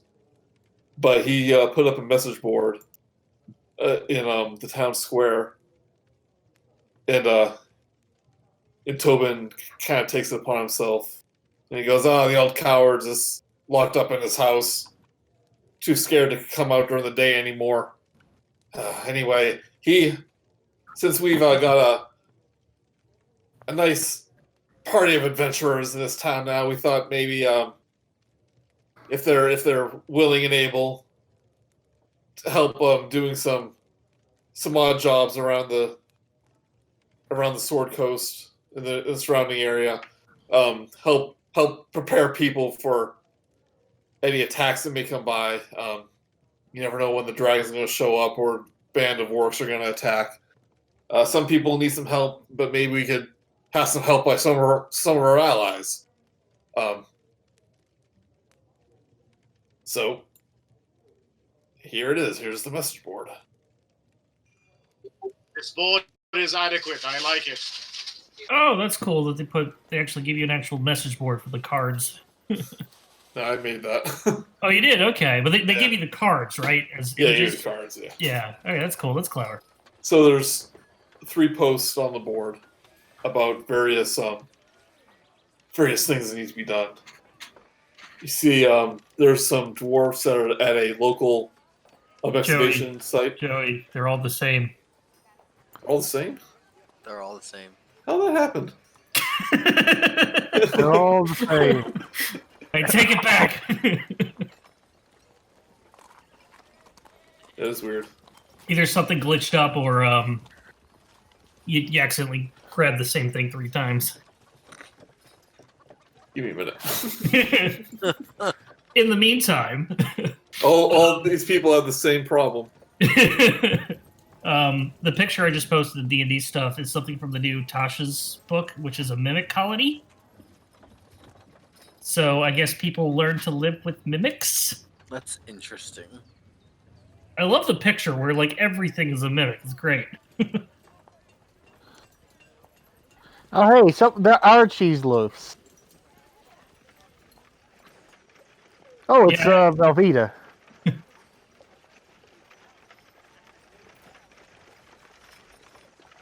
guess because America's not real cheese, I guess, unless that's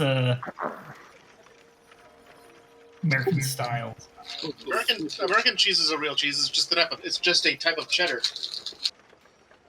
Like the single. Oh, hey, message board. It came back. It was like, yep, sorry, put up the wrong post. Let me go redo this. A new guy. Continue, Joey. So I don't know what happened there. So yeah, you see 3 messages on the board about some people in need. Some people that town want to help, or they may get help from. There's some dwarfs that are doing a excavation at some local ruins. They may not be aware of the dragon attack, so you can go and warn them, give them any help. Town master is offering 50 gold pieces. The town's midwife, Ababra Gwen. Babra Gwyn. Yeah. Listen, Dabra. It's a Dabra. It's a D. Dabra. Oh, that's what I thought. But I said it can't be a Dabra. Dabra Gwen is the town's midwife, and what's the word? It's all small on my screen. I can't read it. She lives by herself in a stone windmill on the side of a hill. Yeah, she lives by an abandoned windmill. She offers the town healing potions that are not sold in the town's provisions. She's got the good pomegranate flavored ones. Yeah, she has the good stuff. I like good stuff. But Wester wants you to check up on her. Is offering 25 gold pieces. And also there's a colony of rock gnomes nearby, and since they're known for their magical inventions and cleverness, they may offer some way to help defend the town or defeat the dragon. And Tobin is offering 50 gold pieces if you return with some sort of magical item that may aid us. Or you guys. Well, I am going to make... I say we vote on what we want to do, and I'm going to vote my vote the only way I know how. Throwing a dart at the board? Throwing a dart at the board, and I get the Gnome Guard quest.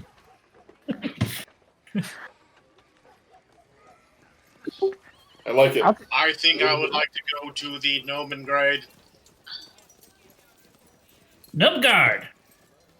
I think we Gnome should go Guard help. sounds like the logical choice. I like the idea of arming ourselves for the threat. What were you saying, Murook? I was thinking we should go help the midwife. Having those potions would make the rest of these quests a heck of a lot easier. True. And what say you, The Chaka? elephant's logic is sound. I think you mean I sound. agree with Murook. I lived in a stone windmill once as well. Is this you? 25 years. In 1994. Also, the proximity of the midwife is closer than the other two. Best to knock it out first. Yeah, I'm sure there are probably not many other adventurers around here that, do their jobs. Yeah, Yeah, okay, I can go for the midwife. Keep it in your pants. You can go for some midwife, So- midwife right about now. So, are you Schwarzenegger or just a robot? Because I'm getting crossed vibes from Longfellow. I do not know what I am.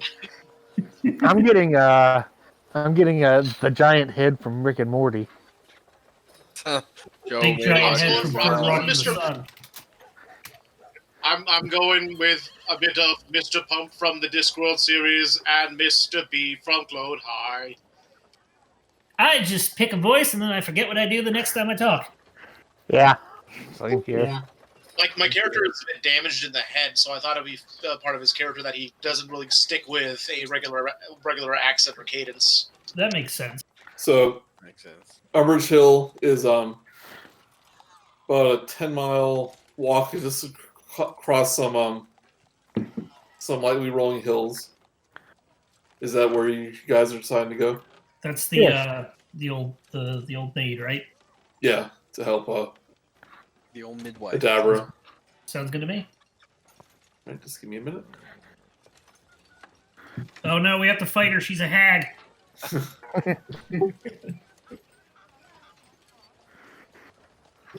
This is the furthest I've gone away from my home in centuries. Yep. If I take Yeah. one more step, I will be further from home. Than I have ever been. Now I am further. Well, I have one step further, but if I take one more step further.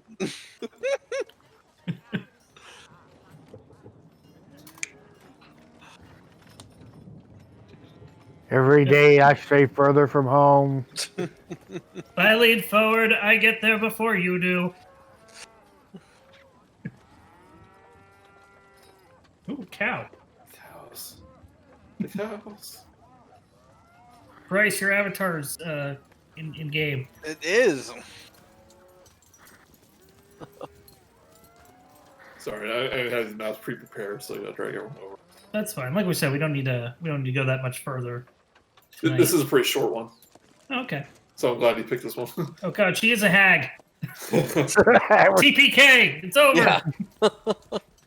Rocks fall, everyone does. Start Yeah. rolling up these sheets. So you're like I said, it's about a 10-mile walk. You see the windmill clearly in the distance.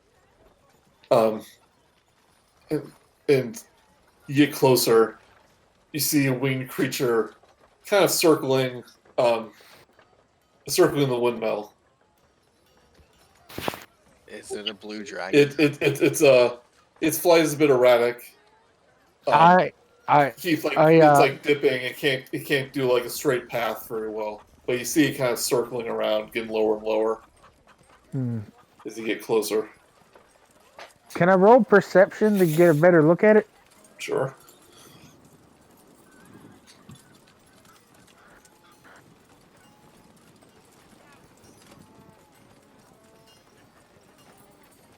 Murook, what do your elephant eyes see? Is that 23? Yeah. 11 and 23. Is that two different rolls? I can't really tell. Looks like he rolled with either advantage or double. I get advantage on perception.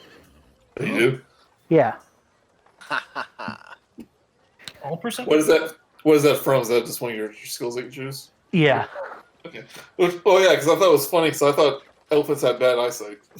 Well, I tried to, but apparently I walked backwards into perception. Yeah.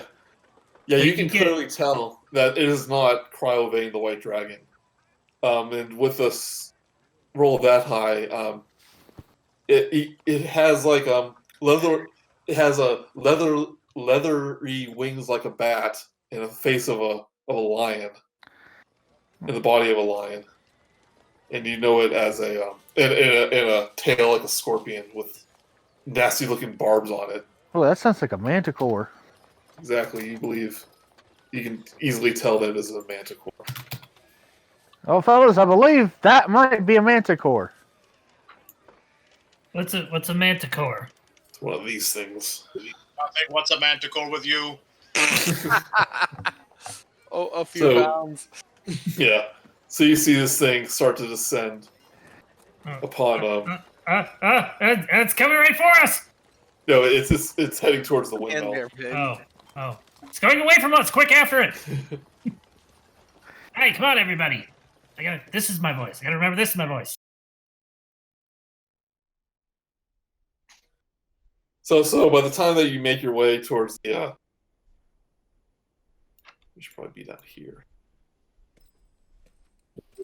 It looks like the voodoo lady from Monkey Island. You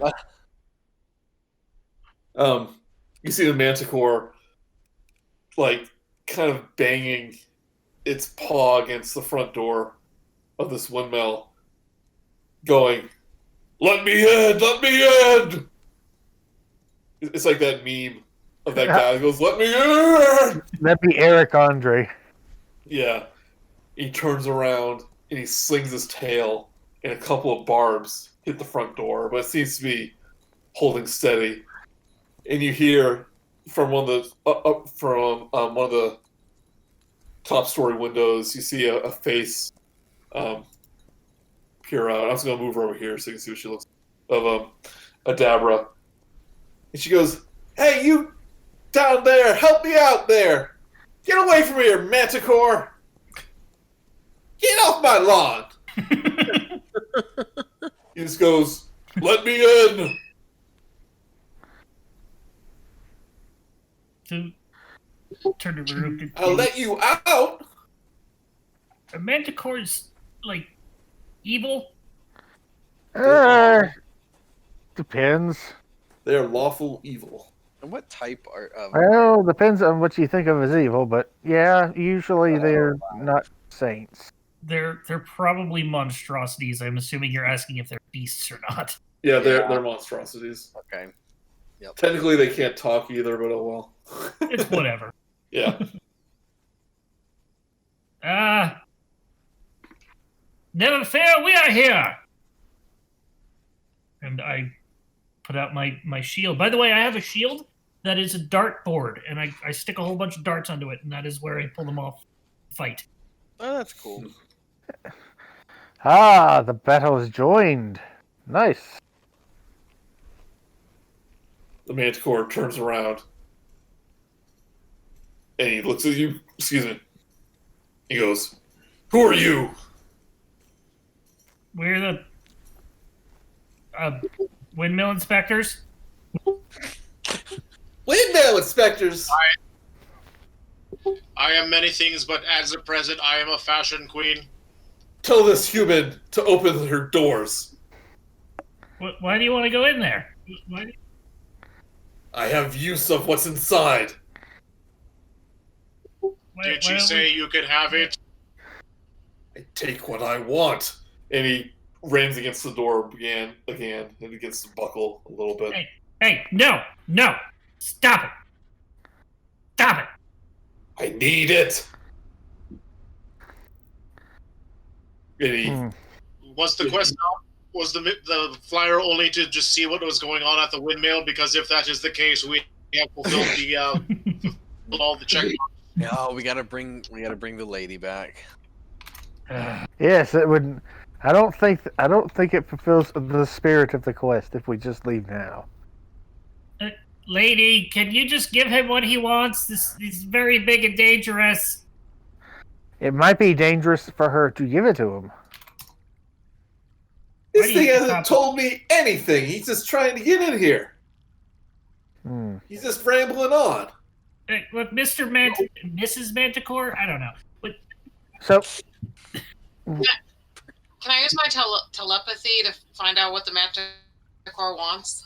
ooh,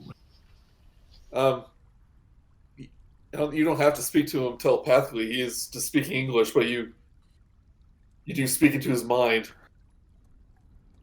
And he goes, "What I want is what she has." can I roll insight to figure out? Or no, wait. I guess. Basically, just say what you want to do, and then the DM will determine what that Oh. role is. If you I'm specify, trying to unless think. it's like I'm trying to think. What could have meant? I'm trying to rack my brains as to why a manticore would want something from a midwife. You notice when he was I roll an flying. investigation in his mind. Now he did notice when he was flying. He was flying very erratically, and if you look closely and you see some deep gash marks on his thigh, on his haunch, like he was attacked by something with very big claws. Marie, hey, Manticore. Were you attacked by a dragon? The white one Yes, that attacked my roost. She seems to be doing that to a need lot of it. people. I need what's inside. Do you need it for your younglings? My Youngins. He goes, the eggs were lost. Oh, my apologies. My mate remains, I'm gonna start trying to sneak around to the other but side. barely. My mate remains, but barely just. Oh, do you need a healing potion? He doesn't. He looks confused, like he doesn't understand the word. Do you need something to help your mate get better and heal her wounds? His wounds? Their wounds? I shall take all of it. All of what's inside. Hey, lady, do you have any extra healing potions that you could just give him?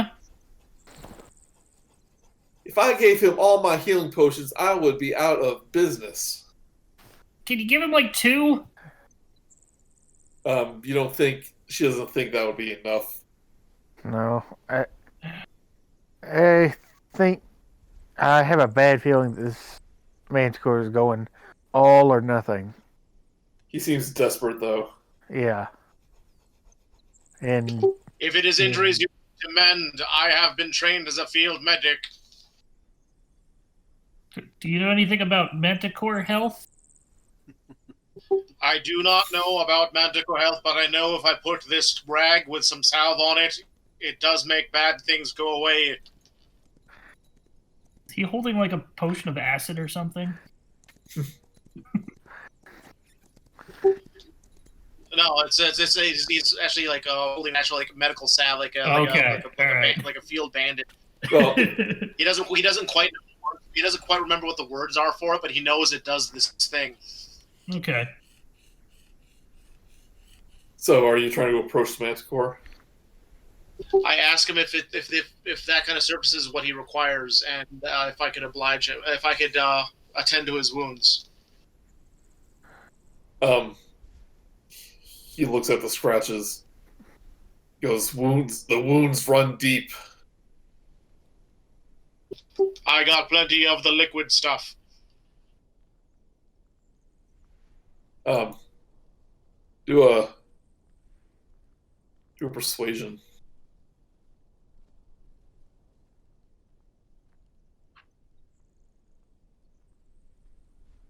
Ooh. The minus Yeah. 2. That's nice. Did you have advantage on that, or is that just how it rolled? It was regular. Okay, so 11. What? No, it's a 17. I was looking at Murook, 17. Yeah. Like, wait a second. So he nods towards you.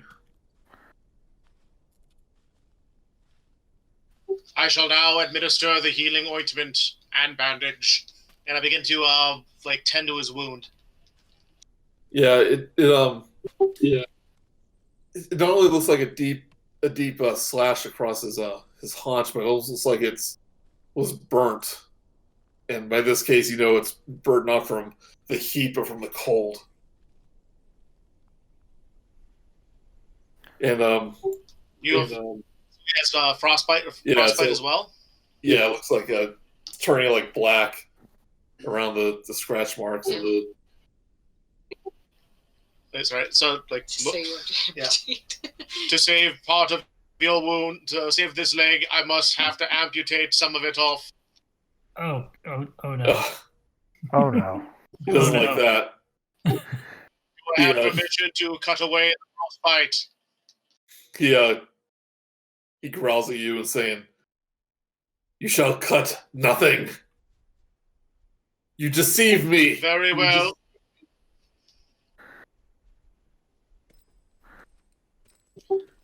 It was not my intention to deceive.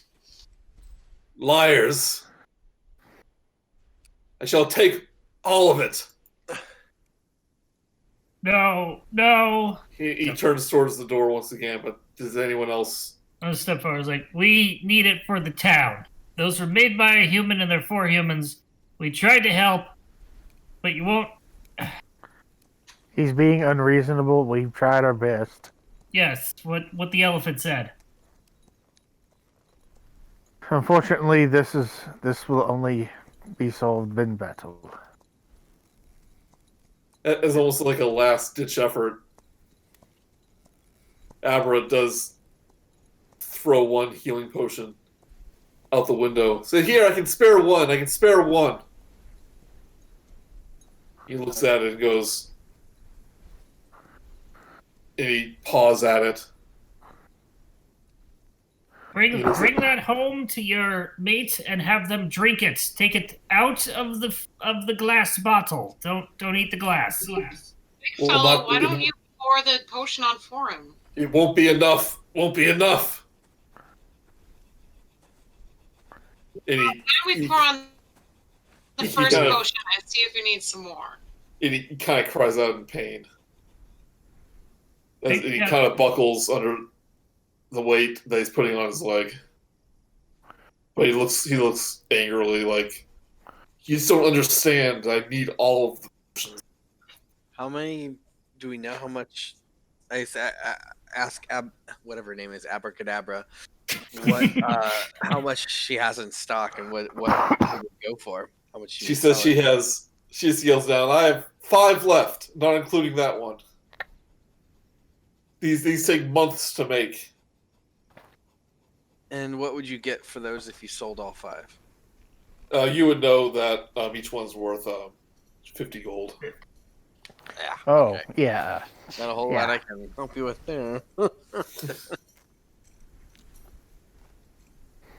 So, Can I do roll an Manticores insight to have see how money? many potions he needs?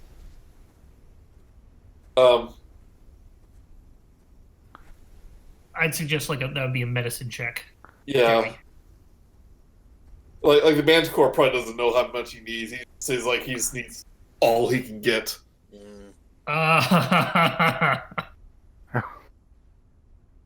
He would need at least, for him and his maid, at least three more potions, and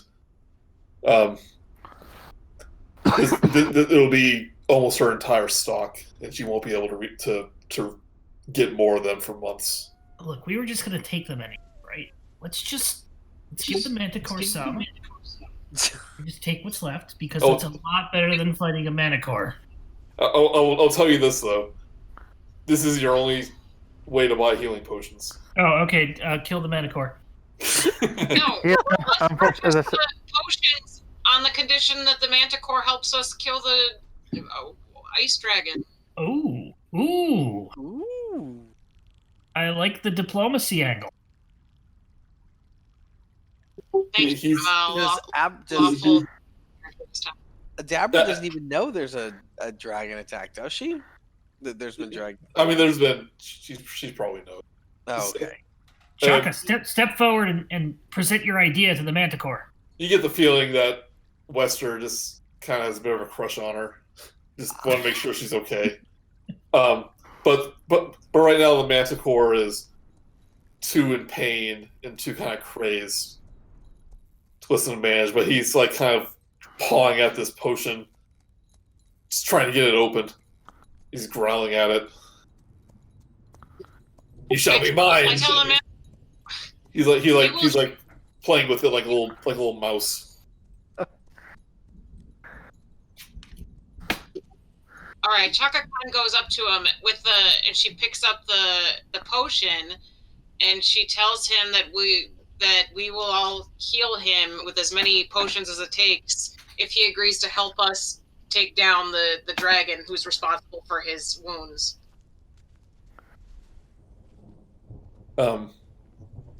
He's just looking at the potion, like he's ready to bite it out of your hands. He goes, I shall eat it whole if I have to, with your hands along with it. Just give him that one for now, and then we'll promise him more later. Chaka Kahn pours the healing potion on his wound, so hopefully he becomes more reasonable. I don't know. I hope so, because now he's harder to kill. Yeah, so he definitely regains. You know offhand what a potion does? 2d4 plus 2.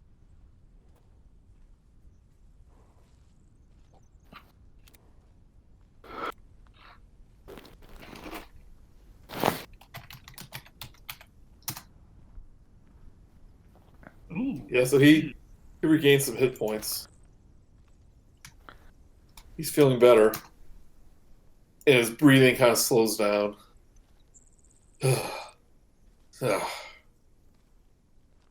He looks a little more reasonable.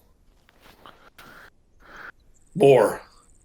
Can I purchase another healing potion from Adabra, even though she's locked herself away? I don't know. Do you have 50 gold pieces? Look, Adabra, we're going to need some of those healing potions. Oh, each potion costs 50 gold pieces? Yes. I have 10. That's not 50. I should have kept the money I sold after I sold my hand crossbow. But I said, nope, that would not be fair.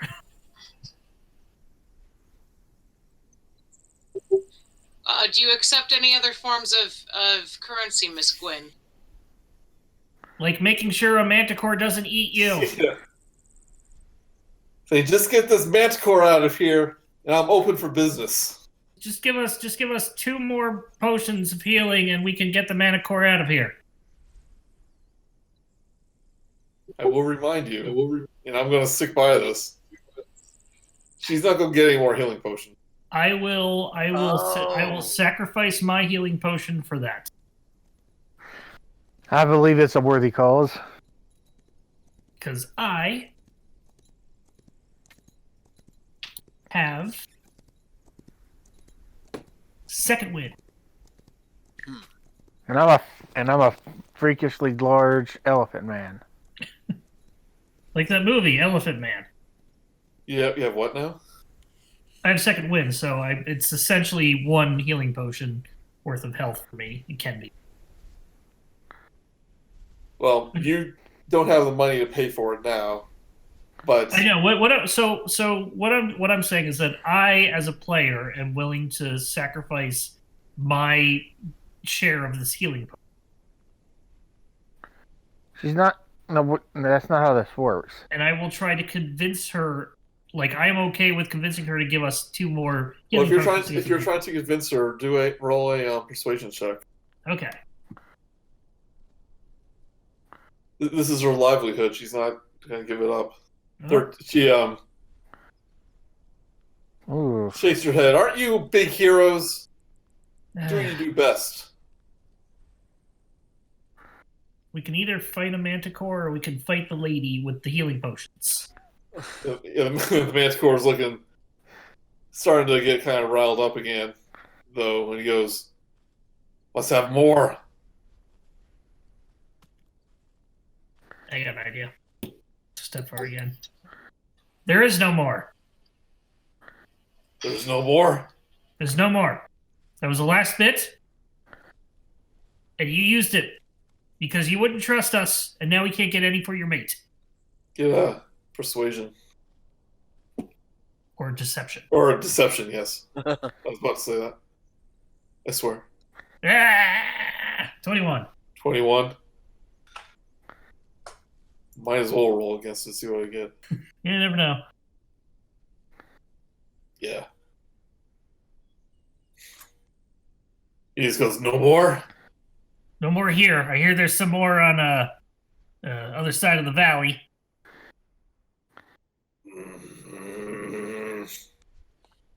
Waste of time. He spreads his wings out, catches the breeze. And he goes, I hope we do not cross paths, for one day I might be hungry. Okay, take care of your wife. Mate. He flies up. Fair travels. He flies up in the air and flies away. Bye. Okay. So, diplomacy didn't work, but luckily they're stupid. Dabber walks out and he goes, boy, you have some nerve on you lying to a manticore. Would you like me to call him back and tell him the truth? No, that was a compliment. Oh, That was a compliment, son. it sounded kind of angry. Yeah. You got some nerve. I was like, Yeah. no, I meant that in a good way. But I stand by my word saying I cannot give away my healing potions, I'm afraid. It's my livelihood. And I'm not going to charge you for the one, since it might as well just saved my life. Fair enough. But So if your life were threatened 5 more times... No, go ahead. Now you assorted lot didn't come down here just by random happen chance, did you?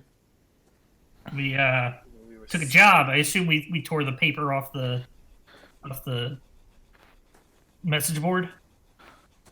Okay, you hand her the card. What's Did that? it say just to warn her, or did it say bring her back? Let's read.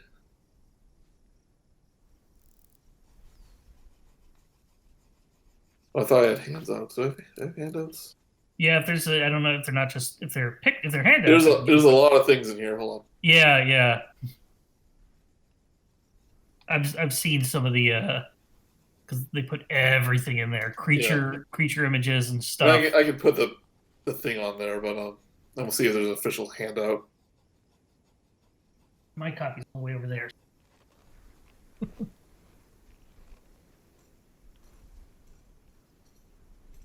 There it is. So a local midwife, an acolyte of Shantea. named Adabra Gwen, lives by herself in a stone windmill on the side of a hill a few miles south of Phandalin. With dragon sightings becoming more common, it's not safe for her to be alone.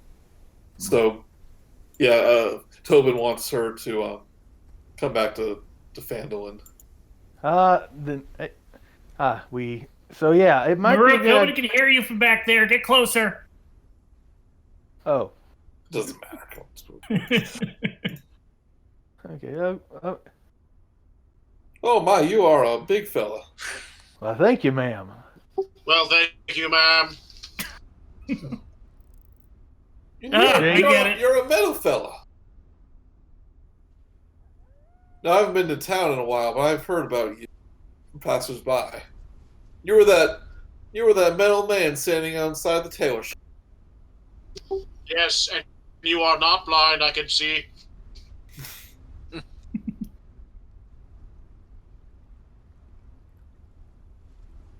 Now, what does that old Tobin want? That old fool. Well, I think he wants you to come back to town because there are things like manticores and dragons flying around, and it's not quite safe being out here on your own.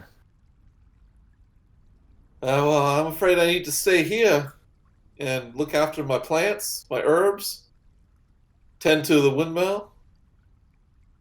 And this is my home, and I'm not leaving. Well, if the dragon comes, we cannot guarantee your safety. And you've already I had say- a manticore. Oh, an come old by. dragon won't be tilting at no windmill. Very chaotic of him. So A windmill is no match for an ice dragon. Like that dragon, he may have passed by here a few months back, but he's been mostly seen in the mountains. He has no reason to come over here. There's no livestock. Town's miles away. I feel I'll be more in danger with a buffet. A dragon buffet. Well, as that Manticore just proved, danger is going to come to you because you're out here by yourself. the one thing you have to remember about going to a buffet is that there's always a sneeze guard. No sneeze guard out here. Sneeze guard of life. That is my best line I think I've ever had in a D&D game. You're a good boy, Dardagon, but I'm going to stay right here. If you fellas ever need use of my services, then as long as you got the coin, you're more than welcome. Well, nothing we can do persuade you? I'm afraid not. You tell old Tobin that I'm doing okay. Very well. What say, everybody? We okay with leaving her here? Yeah. She seems. Here. The people of Phandalin are not safe, Miss Gwyn. They need your help. We have agreed to escort you free of charge to Phandalin, as the townmaster and Tobin have requested. Everyone give me a group persuasion check. That means let's do a persuasion. Okay. Persuasion's not really my strong suit, but. And I roll like crap. Wow. You're supposed to be good at it. I am.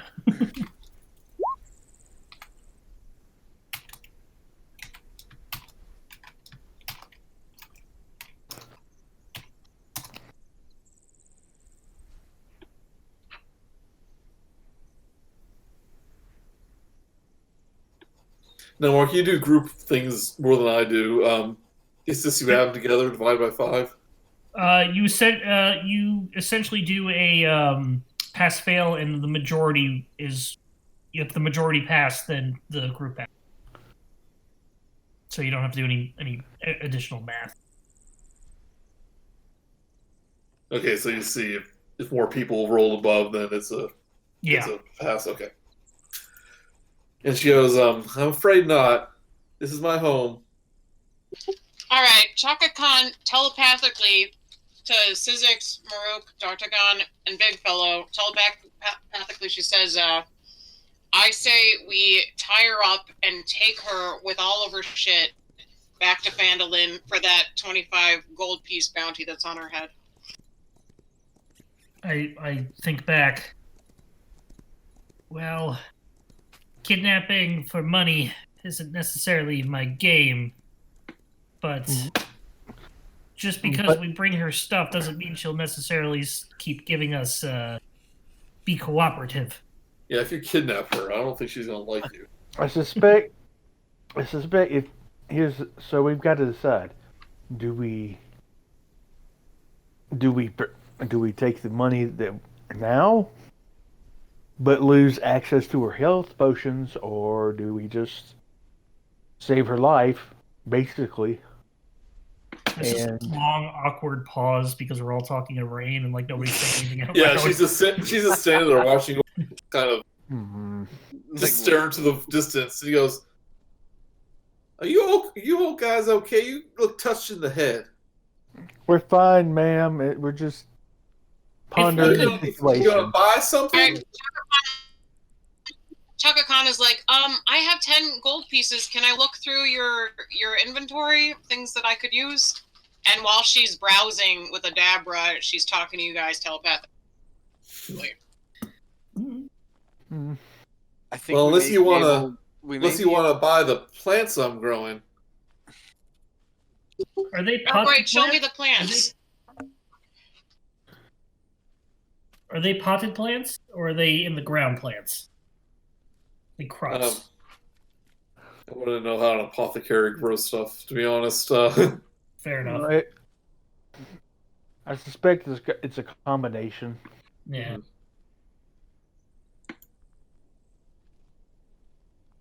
She actually seems a little suspicious of you. I'm gonna Since, think like- back to Chaka as she's talking to us. Like, follow your lead. Whatever you want to do, you start it. And I say, I think we may have an easier time convincing that dummy Wester that we actually completed the job, and convincing him that we earned the gold by checking on her. I think the handout just said, try and convince her. It does say to urge, and I feel like we've done that, and I feel like we could convince him that we've completed this If job. you're worried about my safety, that Manticore caught me by surprise, but I'm well prepared with... I have my daddy's old sword and shield here. If if Tobin's not worried about me, then he can send someone up to check on me every once in a while. I'll be more than happy to let them know I'm safe. She's only about 10 So- miles away. Chaka Khan goes over to where her sword is just to block it from her.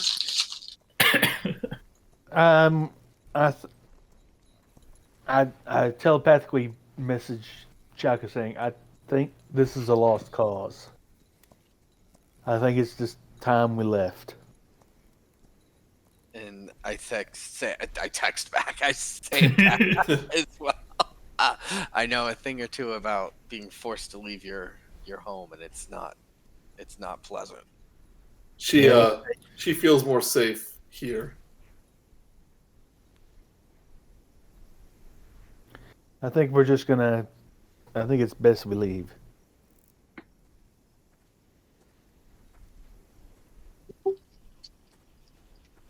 Let's try to steal something since we're looking at all our stuff. You're good.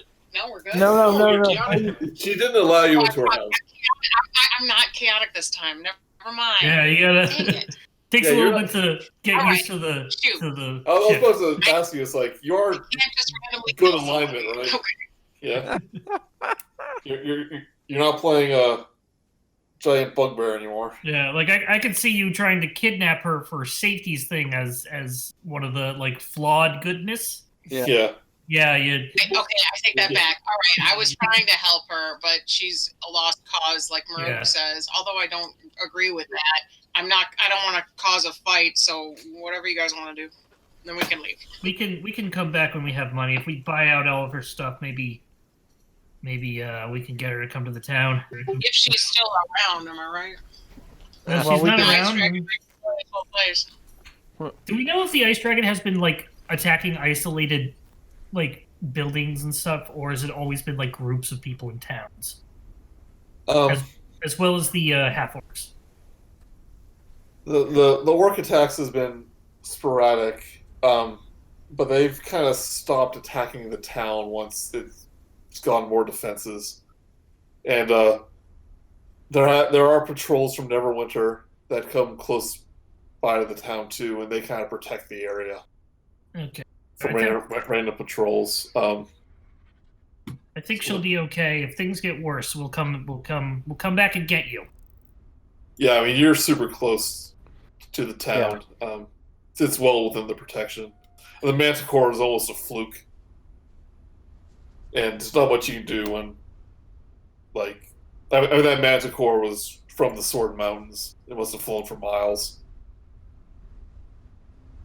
Yeah, as I said, it's time to go, and any more time we spend here is just gonna impugn on her hospitality. We bid you good day, Miss Gwyn. Okay. It was lovely to meet you. Hope there wasn't no misunderstanding, but I'm good and well here. And I walk away. And we leave. I follow. I also. I walk in circles.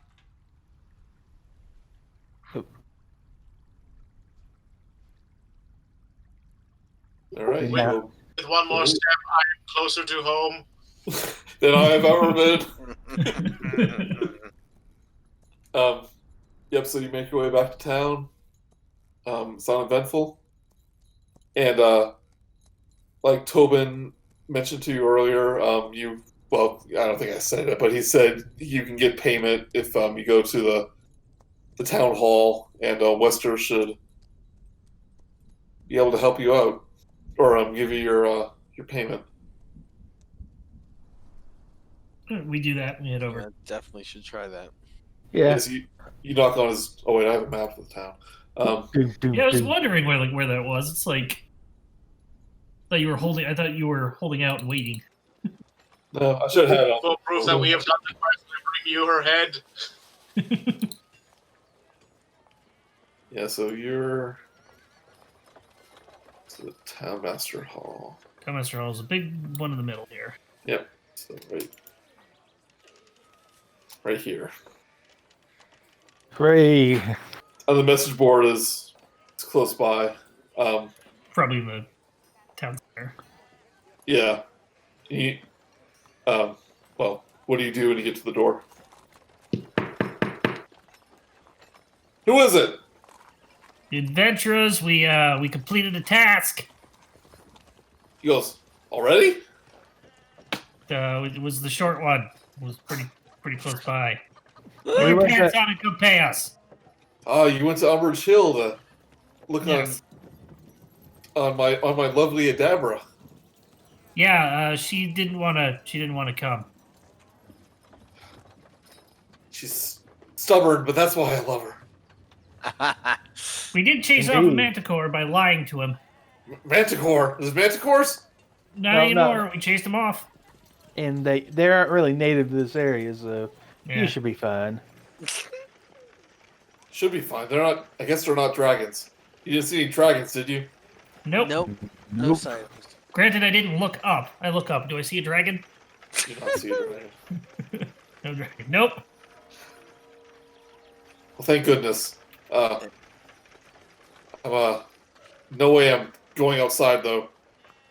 And Okay. He puts one by one. He pushes out 25 gold pieces And we underneath the door. we slice up the pizza and put it in one piece at a time through the mail slot. Yeah, he does through the mail slot. So we each get 5 gold. All right. Hooray! Yeah, I knew I could count on you. Yeah. All right. Well, on to the next quest. Yeah, just take a look at that message board. A lot of Yeah. messages on it. And while we're on the town map, I mentioned a few things that are in the town. The Lion Shield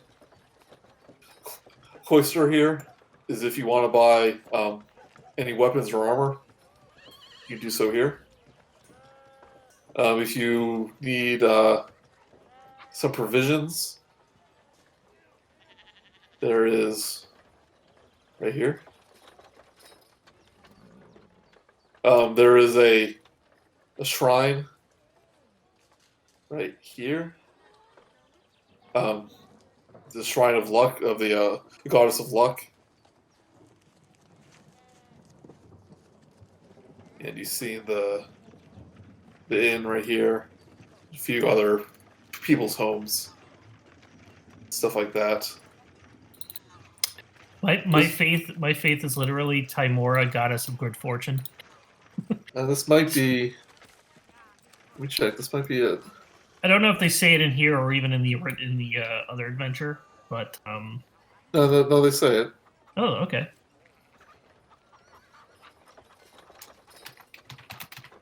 Figure I'm a gambling man. Yeah, I don't really follow a faith because Yeah, No. but Phandolin's only temple is a shrine made of stones taken from the nearby ruin. It's dedicated to Timora, the goddess of luck Hey! and good fortune. Hey. Hey! It is normally in the care of a zealous elf acolyte named Sister Grandel, but she is out of town. I'm gonna. I imagine I actually head over to the Shrine of Luck at least once a day. Yeah. So, but we'll deal with that later. That's a happy coincidence. I kind of should have let you know that before, but I didn't even think like I picked my fates just randomly based on what the character is, and I was like, all right, gambling man, luck. There we go. All right, That so worked out for you. everyone can level up. Hooray! Completing that quest.